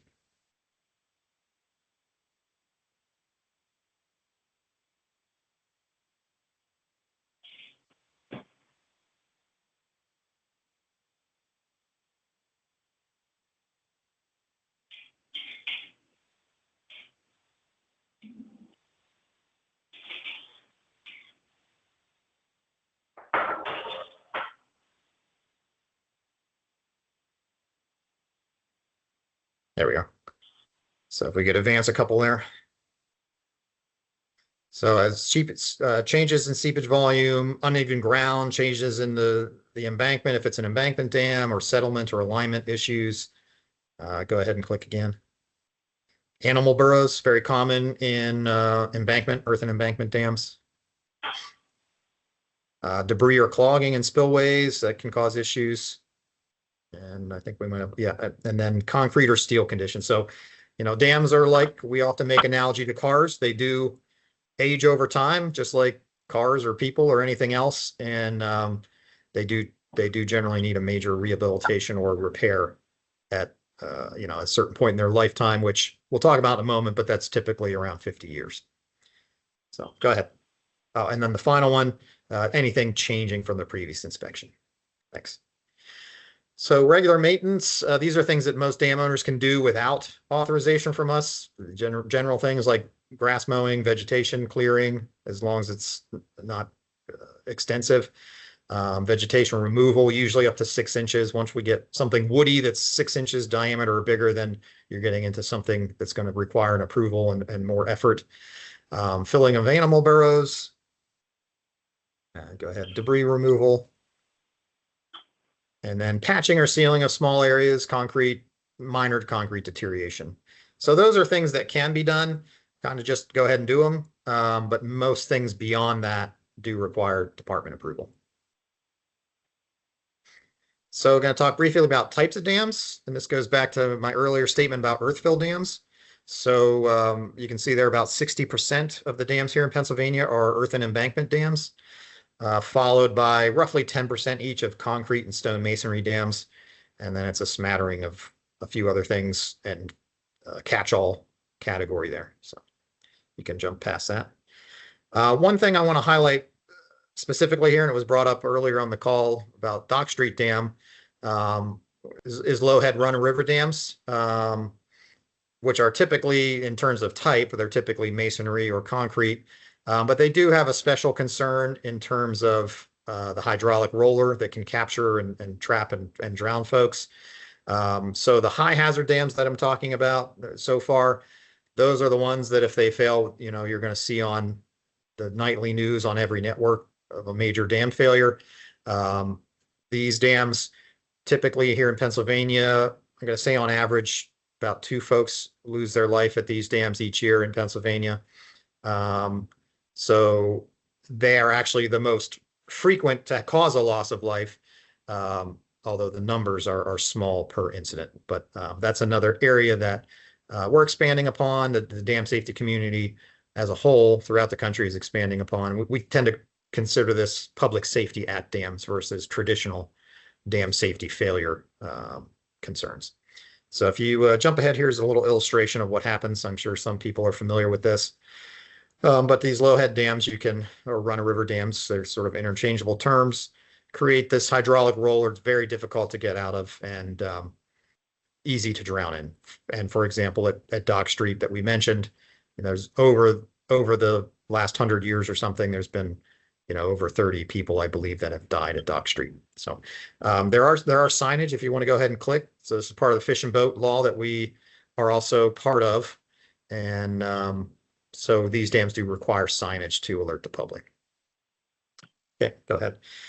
Primary dam purpose. You can see here recreation is by far the #1 purpose of dams in Pennsylvania. Approximately 50% of our dams here, their only purpose is for recreation or to look nice or boat on or all those kinds of fun things. Water supply is the next highest at 19%. And then there's a few smatterings of other things and a catch-all there. I think one thing important to note is, flood control is only 5%. That's a common misconception that people think, oh, it's a dam, it's going to help protect flooding, and they typically don't. Usually what goes in is what goes out, unless they've been specifically designed for that purpose. Go ahead. Briefly talk about age of Pennsylvania's dams. This is just a quick chart that you can see. There's a lot of dam building in the 50s, 60s, 70s after World War II, and that's curtailed substantially. Very few new dams built, in large part due to environmental regulations and better knowledge of safety issues and all those things. So go ahead. Like I mentioned a little earlier, typical design life of a dam is 50 years. An average age of dams in Pennsylvania currently is 77 years, and that's growing. So most of our dams are past their design life, and that's why we see so many issues with dams and need for major rehabilitations of dams. Okay, jump ahead. Components of dams, just going to talk about this briefly and show a quick graphic. So we have an embankment often, at least for most dams in Pennsylvania. Spillways, keep going. You can keep clicking. Just a number of different types of spillways. I'm not going to talk about each of those. And then a low-level outlet and control tower. And there may be one more on there, I'm not sure. Oh, and filters and drains. So those are kind of our big picture components of dams. And this is a graphic to sort of describe what some of those things are and where they're located. So you can jump past that. And then just briefly, I'm not going to read all of these, but the kind of the key criteria we're looking at when we look at design and construction of dams, under a couple major headings here being geotechnical, hydrology and hydraulics, and structural. The photo there is, and also filters and drains. The photo there is water stop being placed in a footing with steel. So it's probably a weir construction is what's happening there. Okay, jump ahead. Most common deficiencies, and we'll go through these pretty quick. This is an area we can, because I don't want to take too much time here. We're about at 20 minutes, I think, from when I started. So we'll just click through these quickly, get some quick photos for you. This is overtopping of a dam. Go ahead. And this is Laurel Run Dam that failed, and that was overtopping. The next key thing that we often see is a serious seepage, and we have a photo of that. And go ahead to the next one. This is Lyman Run Dam. This was a DCNR State Park dam that was totally rebuilt in the early 2000s. But that's a classic picture of cloudy seepage coming out of the dam, which indicates the dam is losing internal material. So you can jump around from that. Loss of soil particles can also result in what we call piping. So the water works its way through the dam. And then go ahead to the next one there. Embankment instability can cause slope failures. It's a good picture of that. Go ahead. Inadequate factors of safety, and this is showing Austin Dam again. So this dam, like I said, was built not according to design and therefore is weakened and failed due to those issues. And then the last one here is just general lack of maintenance and deterioration. So a couple zoom in shots here. If you click, this dam just was up in the woods, wasn't taken care of, water seeping through it, ice forming, breaking it apart. And to end up the presentation here, a few slides on environmental issues, and you can just kind of click through those. I'm not going to read through all of them, but those are the direct and indirect. And here's an illustration. If you click one at a time, we'll see some temperature issues, debris, sediment trapping, and a fish blocking fish passage, which I think a lot of folks are probably familiar with these issues related to dams. So you can go ahead from there. What do we do for environmental mitigation when we're looking at these things? There's several things: wetland mitigation, cold water release, and fish enhancement structures. A couple pictures of those coming up. And there is, like I said, minimal new on-stream dam construction because of a lot of these concerns. So I think we have two sets of photos of fish enhancement structures or fish ladders. These are more, this one is on a smaller dam. And then if we jump to the next photo, is a more sort of classic Daniil Fishway, which has mixed results. This is at Hepburn Street in Williamsport. And as Secretary Dunn mentioned, we are doing some natural fishways now. Up in Sunbury area was the project she was talking about. I didn't have a good photo of that, or I would have included it here because that's a pretty recent project. But that's some of the direction of where these kinds of things are going. So if you go ahead. Dam removal. Pennsylvania is the leader in dam removal in the country. That's because of a couple things. One, because we educate dam owners that that's an option. A lot of times people don't even think about that, but they do have that option to remove it if they don't want it or don't need it or don't want the liability or can't afford it. And then the other is that we do have a fairly streamlined process for accomplishing dam removals. So you can go ahead and click through these, just some facts on dam removal. And you can see there that the cost of a dam removal is typically much less expensive than a dam rehabilitation, and has a lot of positive environmental benefits. So go ahead. This is just an example here of T Creek Dam before the removal. And if you jump to the next slide, we'll see what this looked like a year or so after removal. And you've got a restored ecosystem and things are growing back the way more naturally that you would expect. Go ahead. And that's it. So I think there'll be time for questions at the end. And I actually do have to step out here for about 15 minutes for a previously scheduled appointment, but I'm going to turn my camera off and my mic, and once I get back, I'll turn my camera back on. Thanks, Kirk. Great. Thanks Cindy. so much, Kirk. That's a lot to cover in a short period of time, and I'm sure it spurred some questions. So thanks for being on with us. And in the interest of time, we'll roll right into Craig Federhoff's presentation. Craig is with DCNR's Bureau of Facility and Design. Yes, good morning. Can everybody hear me? Yep, we can hear you.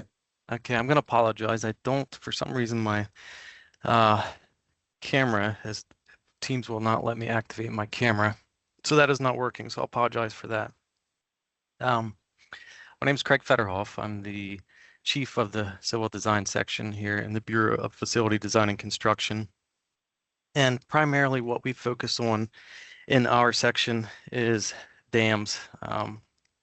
We provide engineering support to the Bureau of State Parks and Bureau of Forestry. We also get into some other projects, stream restoration projects, or assisting other sections within our Bureau with permitting, MPDS permitting for site design. But our primary focus is on DCNR dams. On this slide here, you can see this shows all the dams that DCNR owns in the state. It does have counties listed on there with their county number, but all of the other triangles, squares, circles on there is a DCNR owned dam. And from the information that I've found, DCNR is the largest single owner of dams in Pennsylvania. And currently we have about 145 dams that we own. And 45 of those are high hazard dams. And from the information that I've found, those 45 dams, DCNR is the largest single owner of high hazard dams in the state. Good. Okay.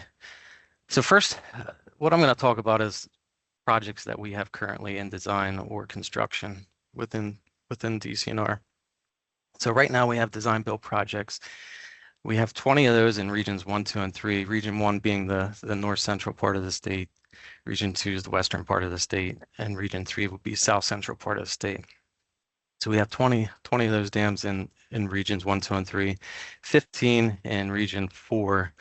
And basically what those projects are is maintenance projects that could be anywhere from painting of operators, stems, stem guides, gates. It could be vegetation control, like Kirk spoke about, concrete repairs.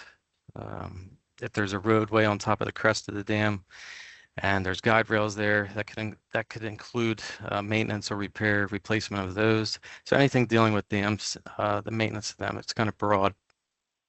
So this is the list of those dams in regions 1, 2, and 3. And again, that's majority of it is maintenance items.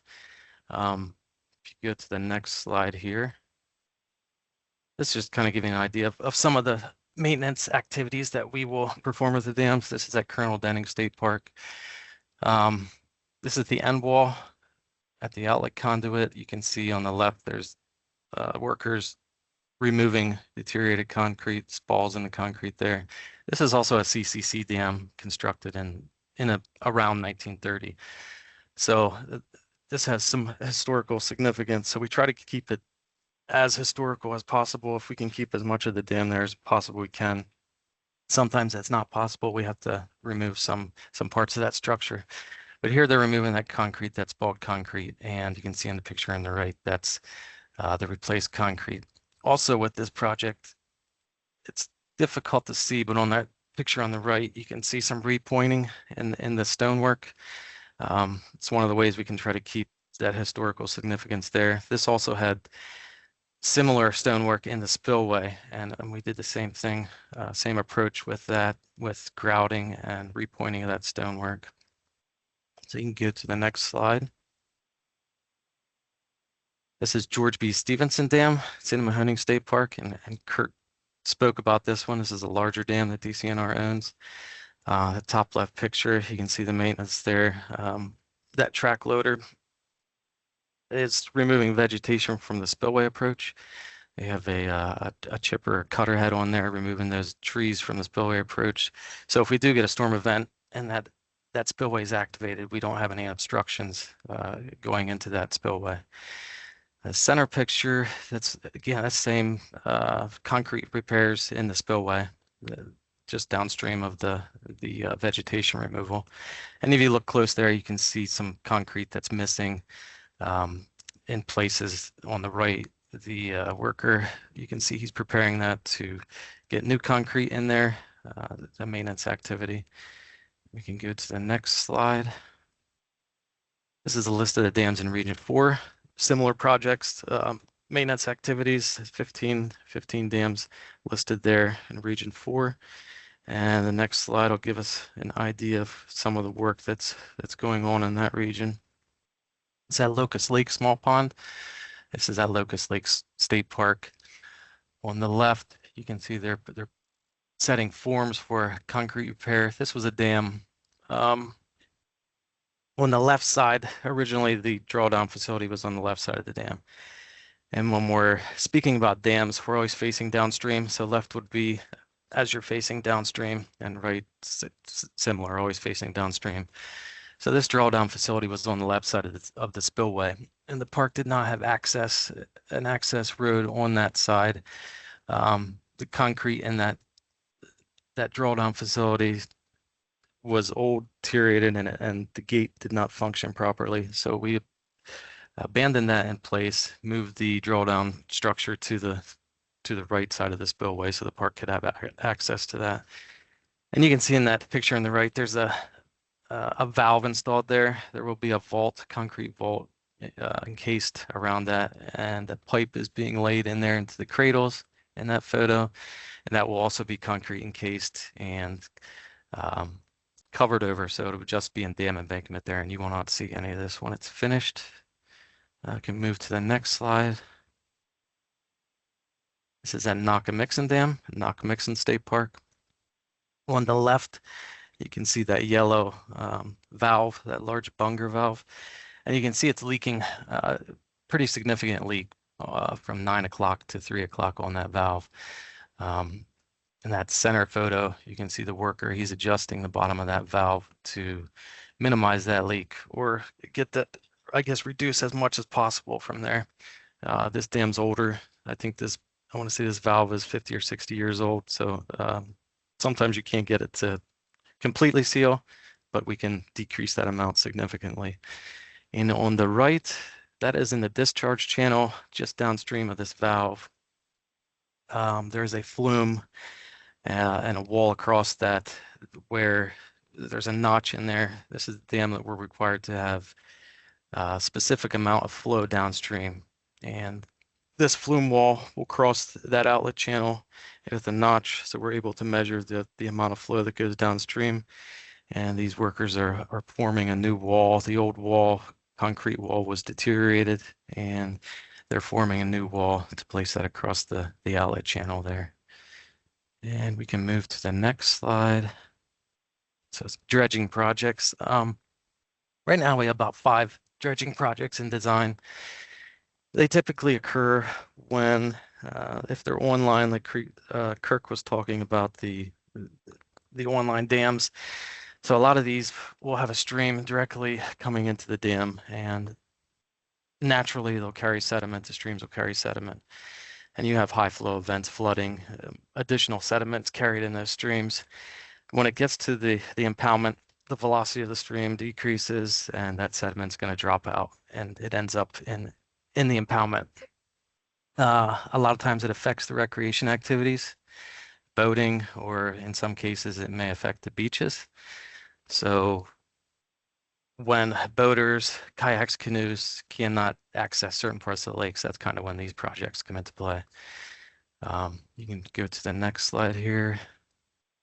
This is just to give you an idea of what that may look like. This is Whipple Dam. This was a dredging activity. And on the left, you can see the large truck, and it kind of looks like it has the arm attached to it on the excavator. But if you look closely, the excavator is actually behind the truck. There's some timber matting that the equipment will drive on. The material is very saturated in these. It's hard to dry out, even with draining the impoundment. So that material is very soft. We tried to drive in the lake bed. The equipment would just get stuck. So they're actually on timber matting in there, and you can see the excavator has a long arm, not the typical excavator with a shorter arm. And what that does is gives them a little bit extra reach, so they can reach as far as possible without relocating those timber mats to a different location. Kind of minimizes the, I guess, the process of moving those mats around. And just give you an example of what kind of the consistency of that material. On the right, you can see that you disposing of material in the waste area, and it's kind of, depending on how dry it is, it could be anywhere from wet concrete consistency to almost a pudding like consistency.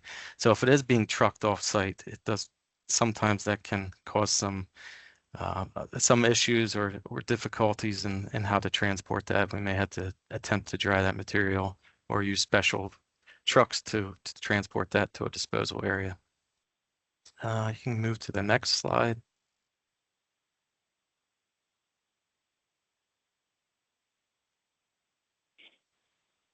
Yeah, so dam removal projects. The majority of the, and Kirk kind of also brushed on this, but a lot of these for DCNR is these dams do not meet their original purpose that they were constructed for. As an example, the Oliphant No. 2 dam, it was originally constructed for water supply. DCNR acquired that property, and the water supply it's no longer used for a water supply, so there's no functional use for that dam anymore. It's also located on a stream where we have native trout migration, so it's impeding that aquatic passage and does not meet its original intended purpose. So we'll remove those dams. If you can scroll to the next slide.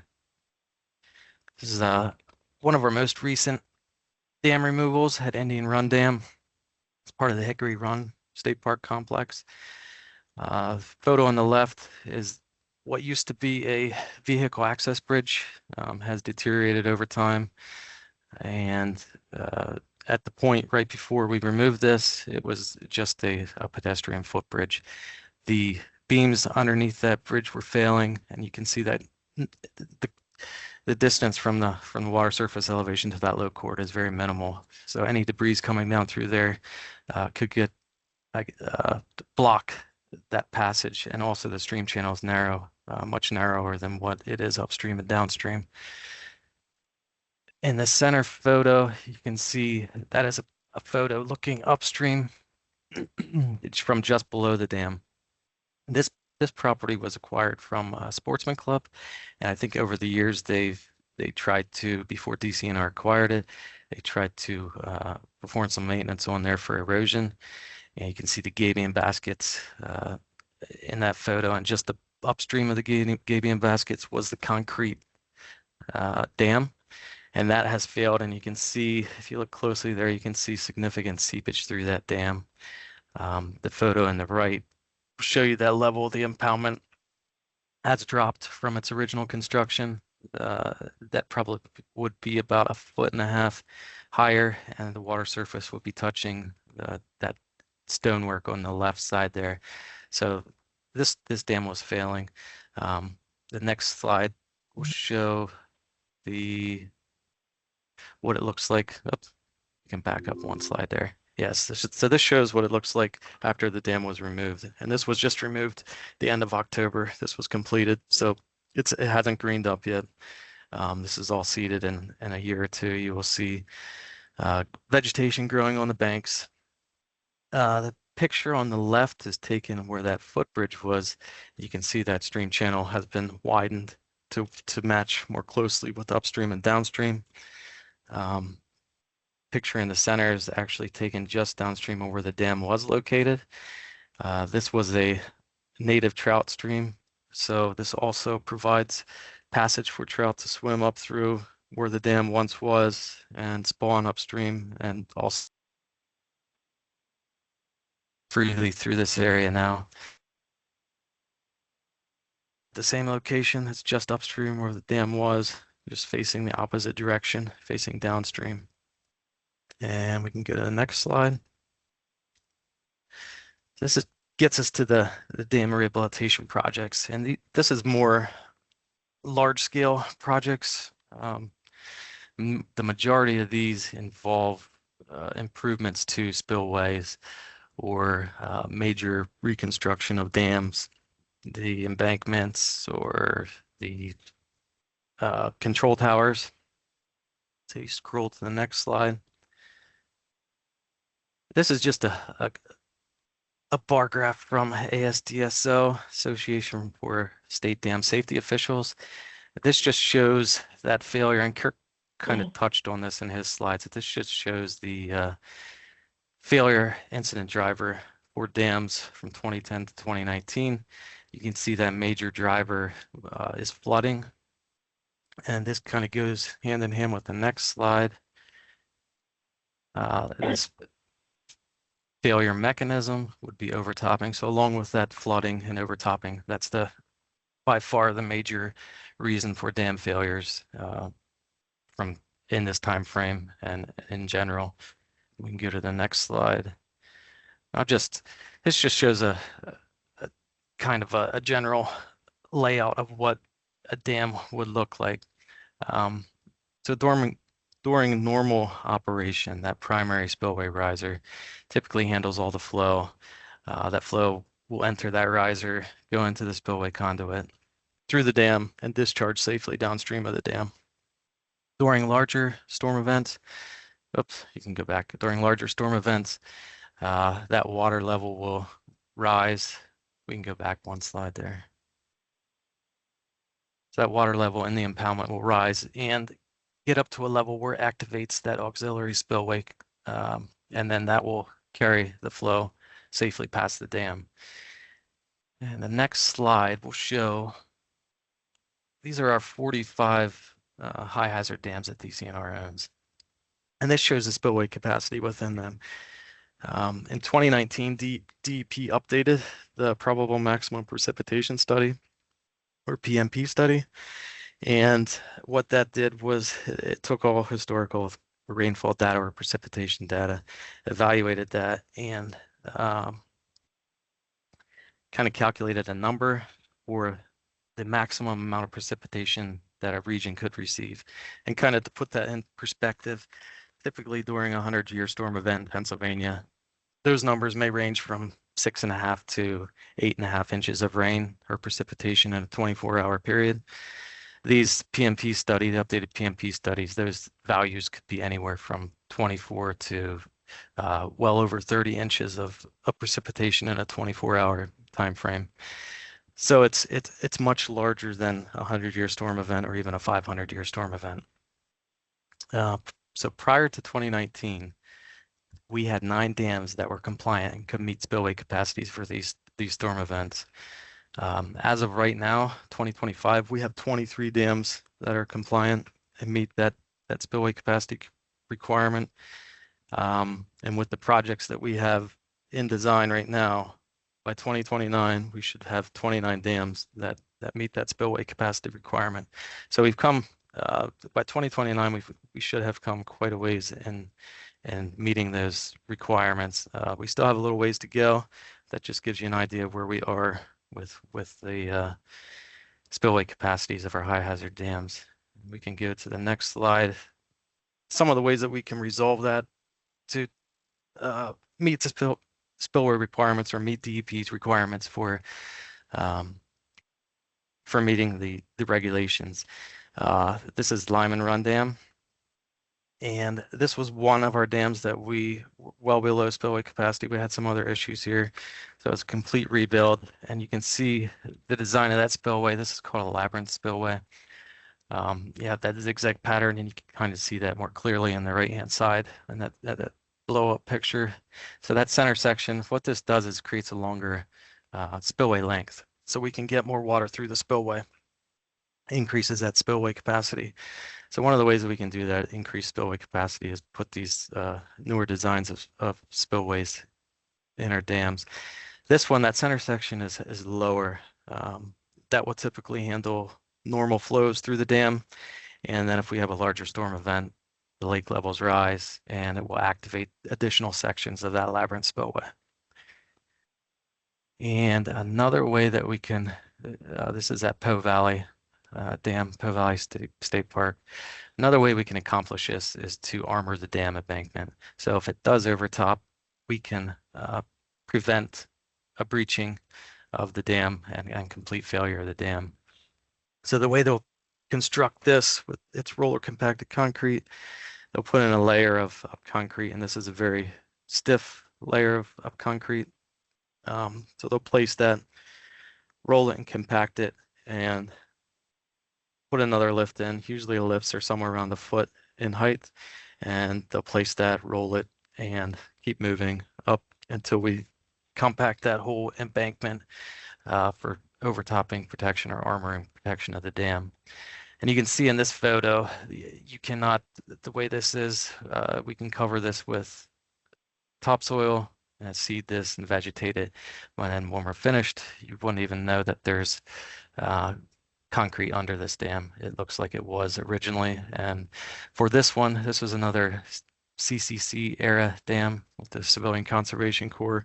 So if we can keep that looking as much with the historical significance, we can keep that looking as much as it was in its original state. That's something we try to achieve. And I think that's it on my end. And I think we're waiting for questions to the end. So that's all I have. Thank you. All right. Thank you, Craig. That was great information. And obviously it's a huge workload. So thanks for running us through how you approach it. And we'll save questions for the end. And so I'll turn it over to Tim Schaefer, who's Executive Director of the PA Fish and Boat Commission. Great. Thank you, Silas. And again, thank you to DCNR for putting us up in the conference room here. So before I get started, a lot of what you see had for DCNR dams, a lot of that applies to Fish and Boat Commission dams.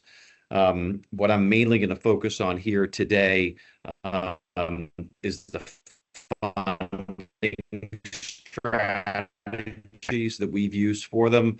But before that, I'm gonna spin this over to Bob Cassis really quick. During Eric's legislative update, there was actually a pretty significant legislation related to dam marking that passed out of committee yesterday and the House Game and Fisheries Committee. So with that, I'll just have Bob just take a minute to let you know what House Bill 961 is and what the significance of it is. Yeah, thanks, Tim. I'll be respectful of everybody's time. So House Bill 961 by Representative Mihalik passed out of the House Game and Fisheries Committee yesterday with no negative votes.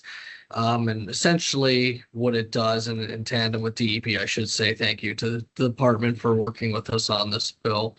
But it does clarify that the department would provide the commission with identifying information about the river dams annually, unless otherwise requested. In addition, it does reduce the time frame for owners or permittees of dams that may disagree with the classification. So from 6 months to 3 months. But really, the heart of this comes down to making sure dams are appropriately marked with the appropriate signs and buoys. So it does require public information about dams to be both on the Fish and Boat Commission and DEP website, and reduces the time frame for essentially non-compliance for signs and buoys. So to make sure that those items are replaced or repaired within 15 days now instead of 30 days, which used to be in the statute. So a couple changes to penalties. regarding compliance with marking of the dams, and it did add a few definitions as far as run of the river dams and permittee and what an owner is. So again, I just wanted to shout out DEP, and we'll see where this bill goes, but a lot of work has gone into it from both agencies, and again, passed out of House Game and Fisheries yesterday. So again, the main goal of this is to make sure that dams are marked adequately and that landowners or that the dam owners, that shortens the amount of time that they have to do so. And thank you to Kirk and team for the collaboration on those amendments. On the regulation side, so DEP is the regulator, but our waterways conservation officers go around annually to take a look at these facilities to make sure that they're marked properly. So next slide, please. So I just have 2 slides. The last couple presenters had a whole bunch of them, but what I thought I'd do is just use the slides as sort of a backdrop to let you know the magnitude of what we've been dealing with and how we funded it. So I think it was mentioned that DCNR has 45 high hazard dams that the Fish and Boat Commission does. And reminder, because of how we are funded, our dams are required to be used for fishing and boating purposes. We don't have swimming beaches. That's not part of what the dams are for. They're strictly for fishing and boating. Of those 36, so all 36 are highlighted here. And the ones that are in blue are ones that we've either rehabilitated or completed removal on in a little less than the last 20 years. And the other 18 are ones that are either planned or in the process of being rehabilitated. I'm happy to say that we have spent or committed over $200 million on the dams, and we have a plan for every single one of the high hazard dams on this list. Again, I'll give thanks to Kirk Kreider and the team at DEP. They're the ones that review the permits when we submit them, but have had a really great long-standing relationship with DEP on this. How we funded them? Someone mentioned earlier about flood control dams. Most of our structures are not flood control, but 6 of our dams, Nessmuck Lake, Beechwood, CF Walker, Karcher Creek, Mock Chunk, and Briar Creek, they were all built in cooperation with NRCS as flood control dams. So one of the nice things that if a dam was built in partnership with NRCS, NRCS will fund 100% of the design, and they will fund 65% of the cost of construction. So that's a huge deal. And we were able to take advantage of that on 6 of our projects. So that equates to about $26 million of federal funding that we've got into the projects. Another big source of funding that we've used and continue to use is the oil company franchise tax revenue. That's motor boat fuel tax dollars. And I talked about this a little earlier when Mike was talking about ATVs and snowmobiles. So back before Act 89 was passed, I believe it was in 2012, we didn't receive the full amount of motor boat fuel tax revenue. Our agency did not. We just received a sliver of that. When the gas tax got changed with Act 89 and the oil company franchise tax was reformed, we were able to get the law passed that said that we get the full amount of revenue from motor boat fuel tax revenue. And it used to be that we sent, and if you're a boat owner, you may think, why don't I get that survey anymore about how much boat fuel I use? It's because we shifted to doing a survey now where we survey boat owners, get what is a much more accurate estimate of what the boat fuel usage is. Then we submit those survey results to the Board of Finance and Revenue, and they literally cut us a check. We used to get about $2 to $3 million annually. Now we get about $13 million annually. One of the reasons it's so much more accurate is that individuals were oftentimes reluctant to report how much they use. Well, I'm not telling the government how much I used. I'm just going to put 0. Well, having a 0 was worse than having it blank because that brought our average down. So we have a really good estimate. for the boat fuel usage. And when Act 89 was passed, we were required for the first 5 years of Act 89 to direct money for hazardous dam repair. At the time when Act 89 passed, there was you'll see Collier Lake on here and Meadowgrounds Lake. They were both drained at the time, and they were both in some legislative districts that were important. So there was the requirement that we spend money on those high hazard dams for the first 5 years that Act 89 was in place. Since then, we have voluntarily taken about $6 million of that $13 million annually and put it into a restricted revenue account. That has totaled about $75 million that we've put into the dam repairs. And what we've done is we've been able to leverage those dollars with requests to the governor's budget office. And I heard maybe Cindy or someone talked about money that was released for capital projects. We've had $78 million that's been contributed by the governor's budget office that's matched our 75. So pretty much dollar for dollar. Initially, the governor's budget office helped us with design, but with the oil company franchise tax, they've been funding the full amount of the repairs of some of these facilities.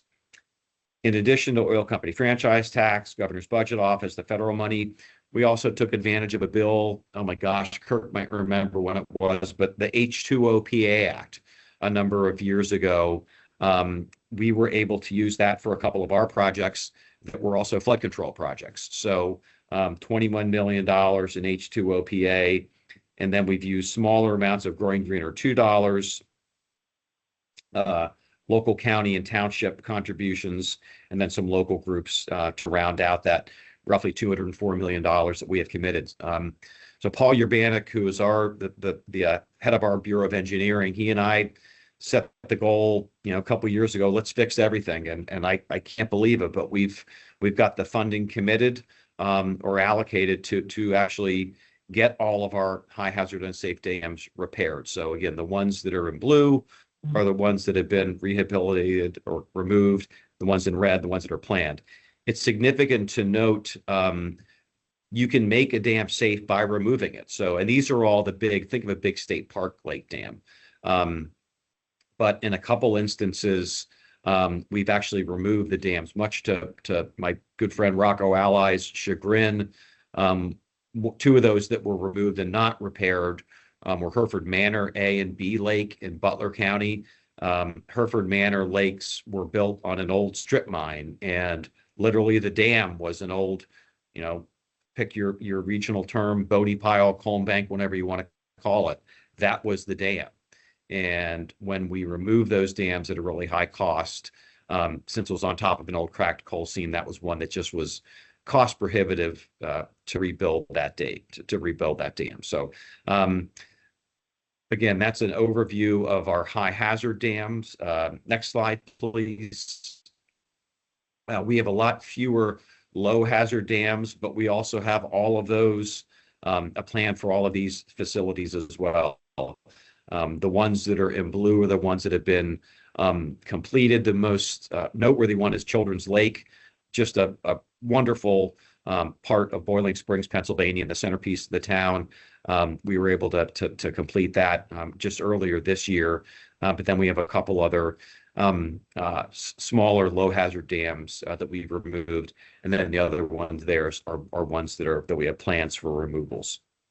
So mainly wanted to talk about that sort of patchwork or jigsaw puzzle that we have of funding strategies. We've gotten really creative with those.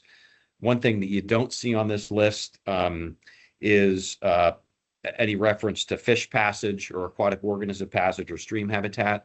As a preview of coming attractions on March 25th, I'll be joined by members of our team to talk about work that we're currently doing with DCNR and the Game Commission on aquatic organism passage on state forests, at state parks, an incredible amount of stream habitat, an incredible amount of lake habitat work that's being done, but really want to give just huge credit to both DCNR and the Game Commission. Small dam removal aquatic organism passage, right fitting of culverts and bridges is a part of the way they do business now. It is literally a part of the way they do business. And Dave Dippold is our fish passage expert, but we've done multiple trainings with the folks that manage the roads for both of our sister agencies, DCNR and the Game Commission. And it's a part of how they do business now. So I just really want to express our gratitude for DCNR's and Game's receptivity to fish passage on their properties. And we will be giving a presentation about that more habitat-based work at the March 25th CONRAC meeting. So I know we're over time, and I guess that concludes it for me. The main thing was just to talk about the breadth of funding sources that are used for these projects. Thank you. Thank you, Tim, for that overview and all the great information, and in particular for all the great work you're doing at the commission. We are a little bit over time, but we do want to be able to ask some questions or make comments, and it looks like Secretary Dunn might have one.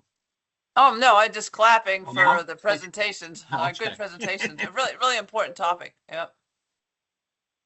Thank you. Any comments or questions from CONRAC members? So I have one, Kirk, that's related to, I guess, jurisdiction, for lack of a better term. So when a federal agency, and I'm trying to think of examples of this, maybe Army Corps of Engineers is one, would operate a dam in Pennsylvania, does DEP have jurisdiction over monitoring that federally owned dam, or does that kind of trump the state regulations? Yeah, excuse me. Yeah, so if it's federally regulated, we don't have jurisdiction over it. It'll be non-jurisdictional to us. And it's usually either the Corps, as you mentioned, or FERC if it's a power generating, structure. So those are by far the two most common. Both of those agencies do, both Corps and FERC tend to give us invites. They do like 5-year inspections, and they'll say, hey, we're doing the 5-year inspection. If you guys want to come, send staff or whatever. So there is communication there, but technically we don't have any say over that. Now, other things at that structure, for example, let's say it's a power generation structure and they need to put transmission lines out of the plant to somewhere. Now that would still fall under, other, not dam safety, but other Chapter 105 type approvals. Okay, that makes sense. Tim, just one question for you. How do you view, I know you mentioned, instances where you make the decision for dam removal. What does that balance look like for you from a fishing and recreation standpoint? Obviously, some of these dams were originally created for rec opportunities, but the quality of the fishery can go up when you remove the dam. So what's that look like from a thought process? Yeah, that's a great question. And so I'll give you a good example would be Mountain Springs Lake, which is up near World's End State Park. I believe that's in Sullivan County. That dam, actually a lot of our dams weren't necessarily built for recreation, but we inherited them. They might have been an old Pennsylvania Canal dam. In the case of Mountain Springs Dam, it was an old ice dam. And if you look at those, all those dams up in Northeast PA, you see a lot of, and Kirk, correct me if I'm wrong, but a lot of those were ice dams originally. And Mountain Springs was one of those. So it was a very shallow, very infertile dam. And it was just not a very good fishery. And I still remember the call with the local legislators. And we had a lot of dams up in their districts. And we said, this one doesn't make sense to fix. And people got upset. The locals got upset. They sort of sabotaged our things that we were doing there, not like blowing it up, but they were not happy about it. But we had to, it was a cost benefit analysis. It just didn't cost the money to do it. And while I said you want to fix everything, in some cases it's just cost prohibitive. Hereford Manor Lake, it was going to cost us $30+ million to rebuild that one dam, and it just far exceeded what we could afford in relation to the other dams. So fortunately, they're few and far between for these, but it's a cost benefit analysis. Thanks. Silas, this is Rocco Ally. If I may question to Tim. Tim, I want to thank you for the way you do business because, as you know, Hereford Manor was close to my heart. Yep. But when you did the study to ascertain the structure of the bedrock and everything, that made sense to the public, and the public didn't get as upset as they could have. And I really want to thank you for that. You bet. Because that made Yeah, a lot thanks, of, Rocco. Yeah.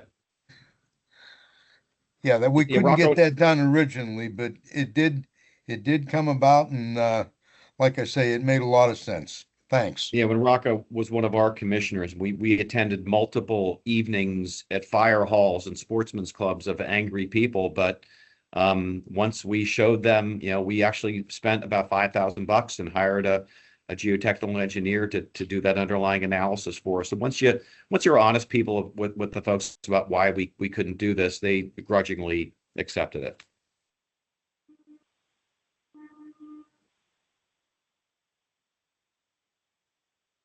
Cindy, you have your hand raised. I did decide just to magnify something the speakers all said. So as you've gathered, dams are very expensive to repair or remove. It's important for public safety. There's a recreational asset that some of them provide, like state parks. There's the ecological detriment that can sometimes be solved with some money and design. And then there's the removals, which are important all over the state. So you got one of the most flooding states in the country and one of the most dam rich states in the country with all of our little agricultural mills and all of our recreational facilities. And just stating the obvious, Fish and Boat and DCNR could use a lot of money to manage dams. And we've gotten some money, but it kind of eats our lunch. I mean, you don't see as much public facing infrastructure. That'd be wonderful to have because we have to spend so much on resolving this huge public safety issue. And then there's a whole, I think it was Kurt's chart showed the private dam owners. This can be a municipality, it can be private, but they often really can't come up with the money for removal. So American Rivers has grants that really help, but there's a very much an embedded need for dam removal, dam repairs, and in resolving the dam issues from a safety perspective, from everything from the signage to redesign. So anyway, just highlighting the obvious. We've got 3 agencies very dedicated in doing the right thing, but need more money. So it's probably implicit in these presentations. Thanks. And I can add that a little bit, what Secretary Dunn said. So that is accurate. Most of our dams in the state are privately owned, 65% or something. And it's that cost is a real struggle for everybody. Now we're talking about state agencies here, it's still a struggle, but they're obviously much better off than a homeowners association of 12 people.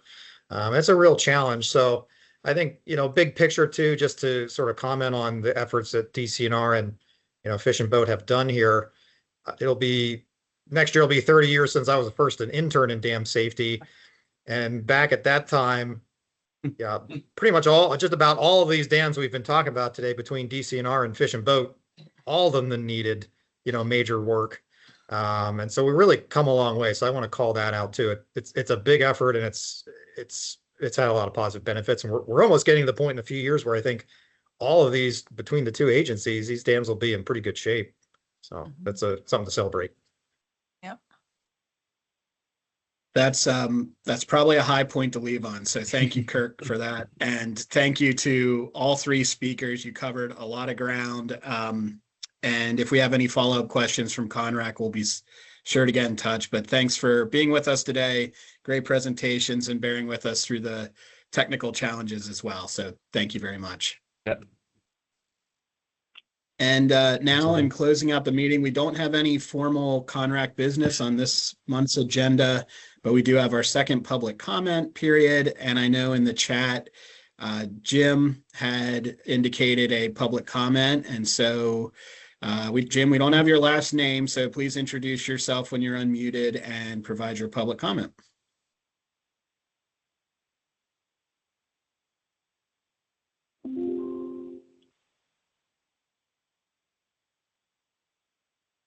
He should be able to unmute himself now.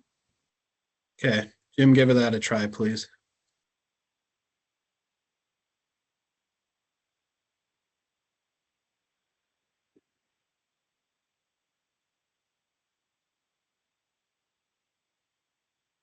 Okay, maybe more technical difficulties, but Jim, if you can hear us, please feel free to shoot us an email. We can make sure that your comments are recorded and that we get them in front of the appropriate people. So thank you, everybody, for a little extra time today to go through those great presentations and cover all of our content. Thank you, Secretary Dunn, as always, for being on with us. We always appreciate it. And to our CONRAC members, we will have a brief business meeting following this. I believe I'm on. Oh, am I on? Who This is is this? Jim Is this Giordano. Okay, Oh, Jim, go thank ahead you. and offer your public comment. Thank you so much. This is Jim Giordano up in McKean County, Pennsylvania, with North Central PA Search and Rescue Dive Team. And we are working with DCNR, which is wonderful to work with. I got to give them compliments on trying to train in DCNR lakes. And the process is horrible.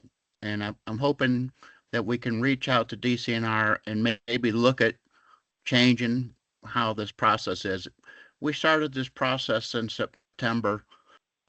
We are required to pay $100 fee, which I don't think first responders should have to pay, to be able to train.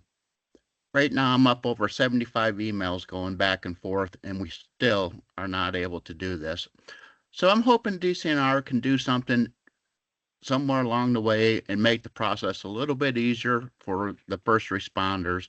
We are required to go there in the event of an accident, and not being able to train there makes it very, very difficult. That's all I had. I'm just going to keep it so short. Thank you so much that's for the perfect. opportunity. Thanks, And Jim. Jim- And can you please make sure we have your phone number or email so that DCNR staff can reach out to you directly? Oh, yeah. And like I said, DCNR has been super wonderful. Do you want me to get the number over there If you or just send it? Yeah, just add it if you want to add it into the chat, or yeah, that would work, I think. I just had somebody send a email request, so I'll send it to them. And like I said, Okay, perfect. DCNR's been super nice, and no complaints whatsoever with them. It's just the process is crazy. Yeah, Jim, we'll get back to you. It's Cindy Dunn. Yep. And I got to tell you, 30 years as a geotech engineer, your presentations on dams was spot on, tremendous, wonderful. Thank you so much. Great. Thank you, Jim. With that, we'll entertain a motion to adjourn. Bob Kirshner, I'll make the motion. Thank you, Bob. Is there a second? Rocco Ally. Rocco. All those in favor say aye. Aye. Aye. Aye. Aye. All right. Aye. Thanks, everybody. We're adjourned. Thanks, everybody that joined us today. And we will join at the other link in about 5 minutes. And we'll try to keep that brief because we know you spent some extra time with us. But if you can, please jump onto the other link so we can conduct some business. Thank you. Bye.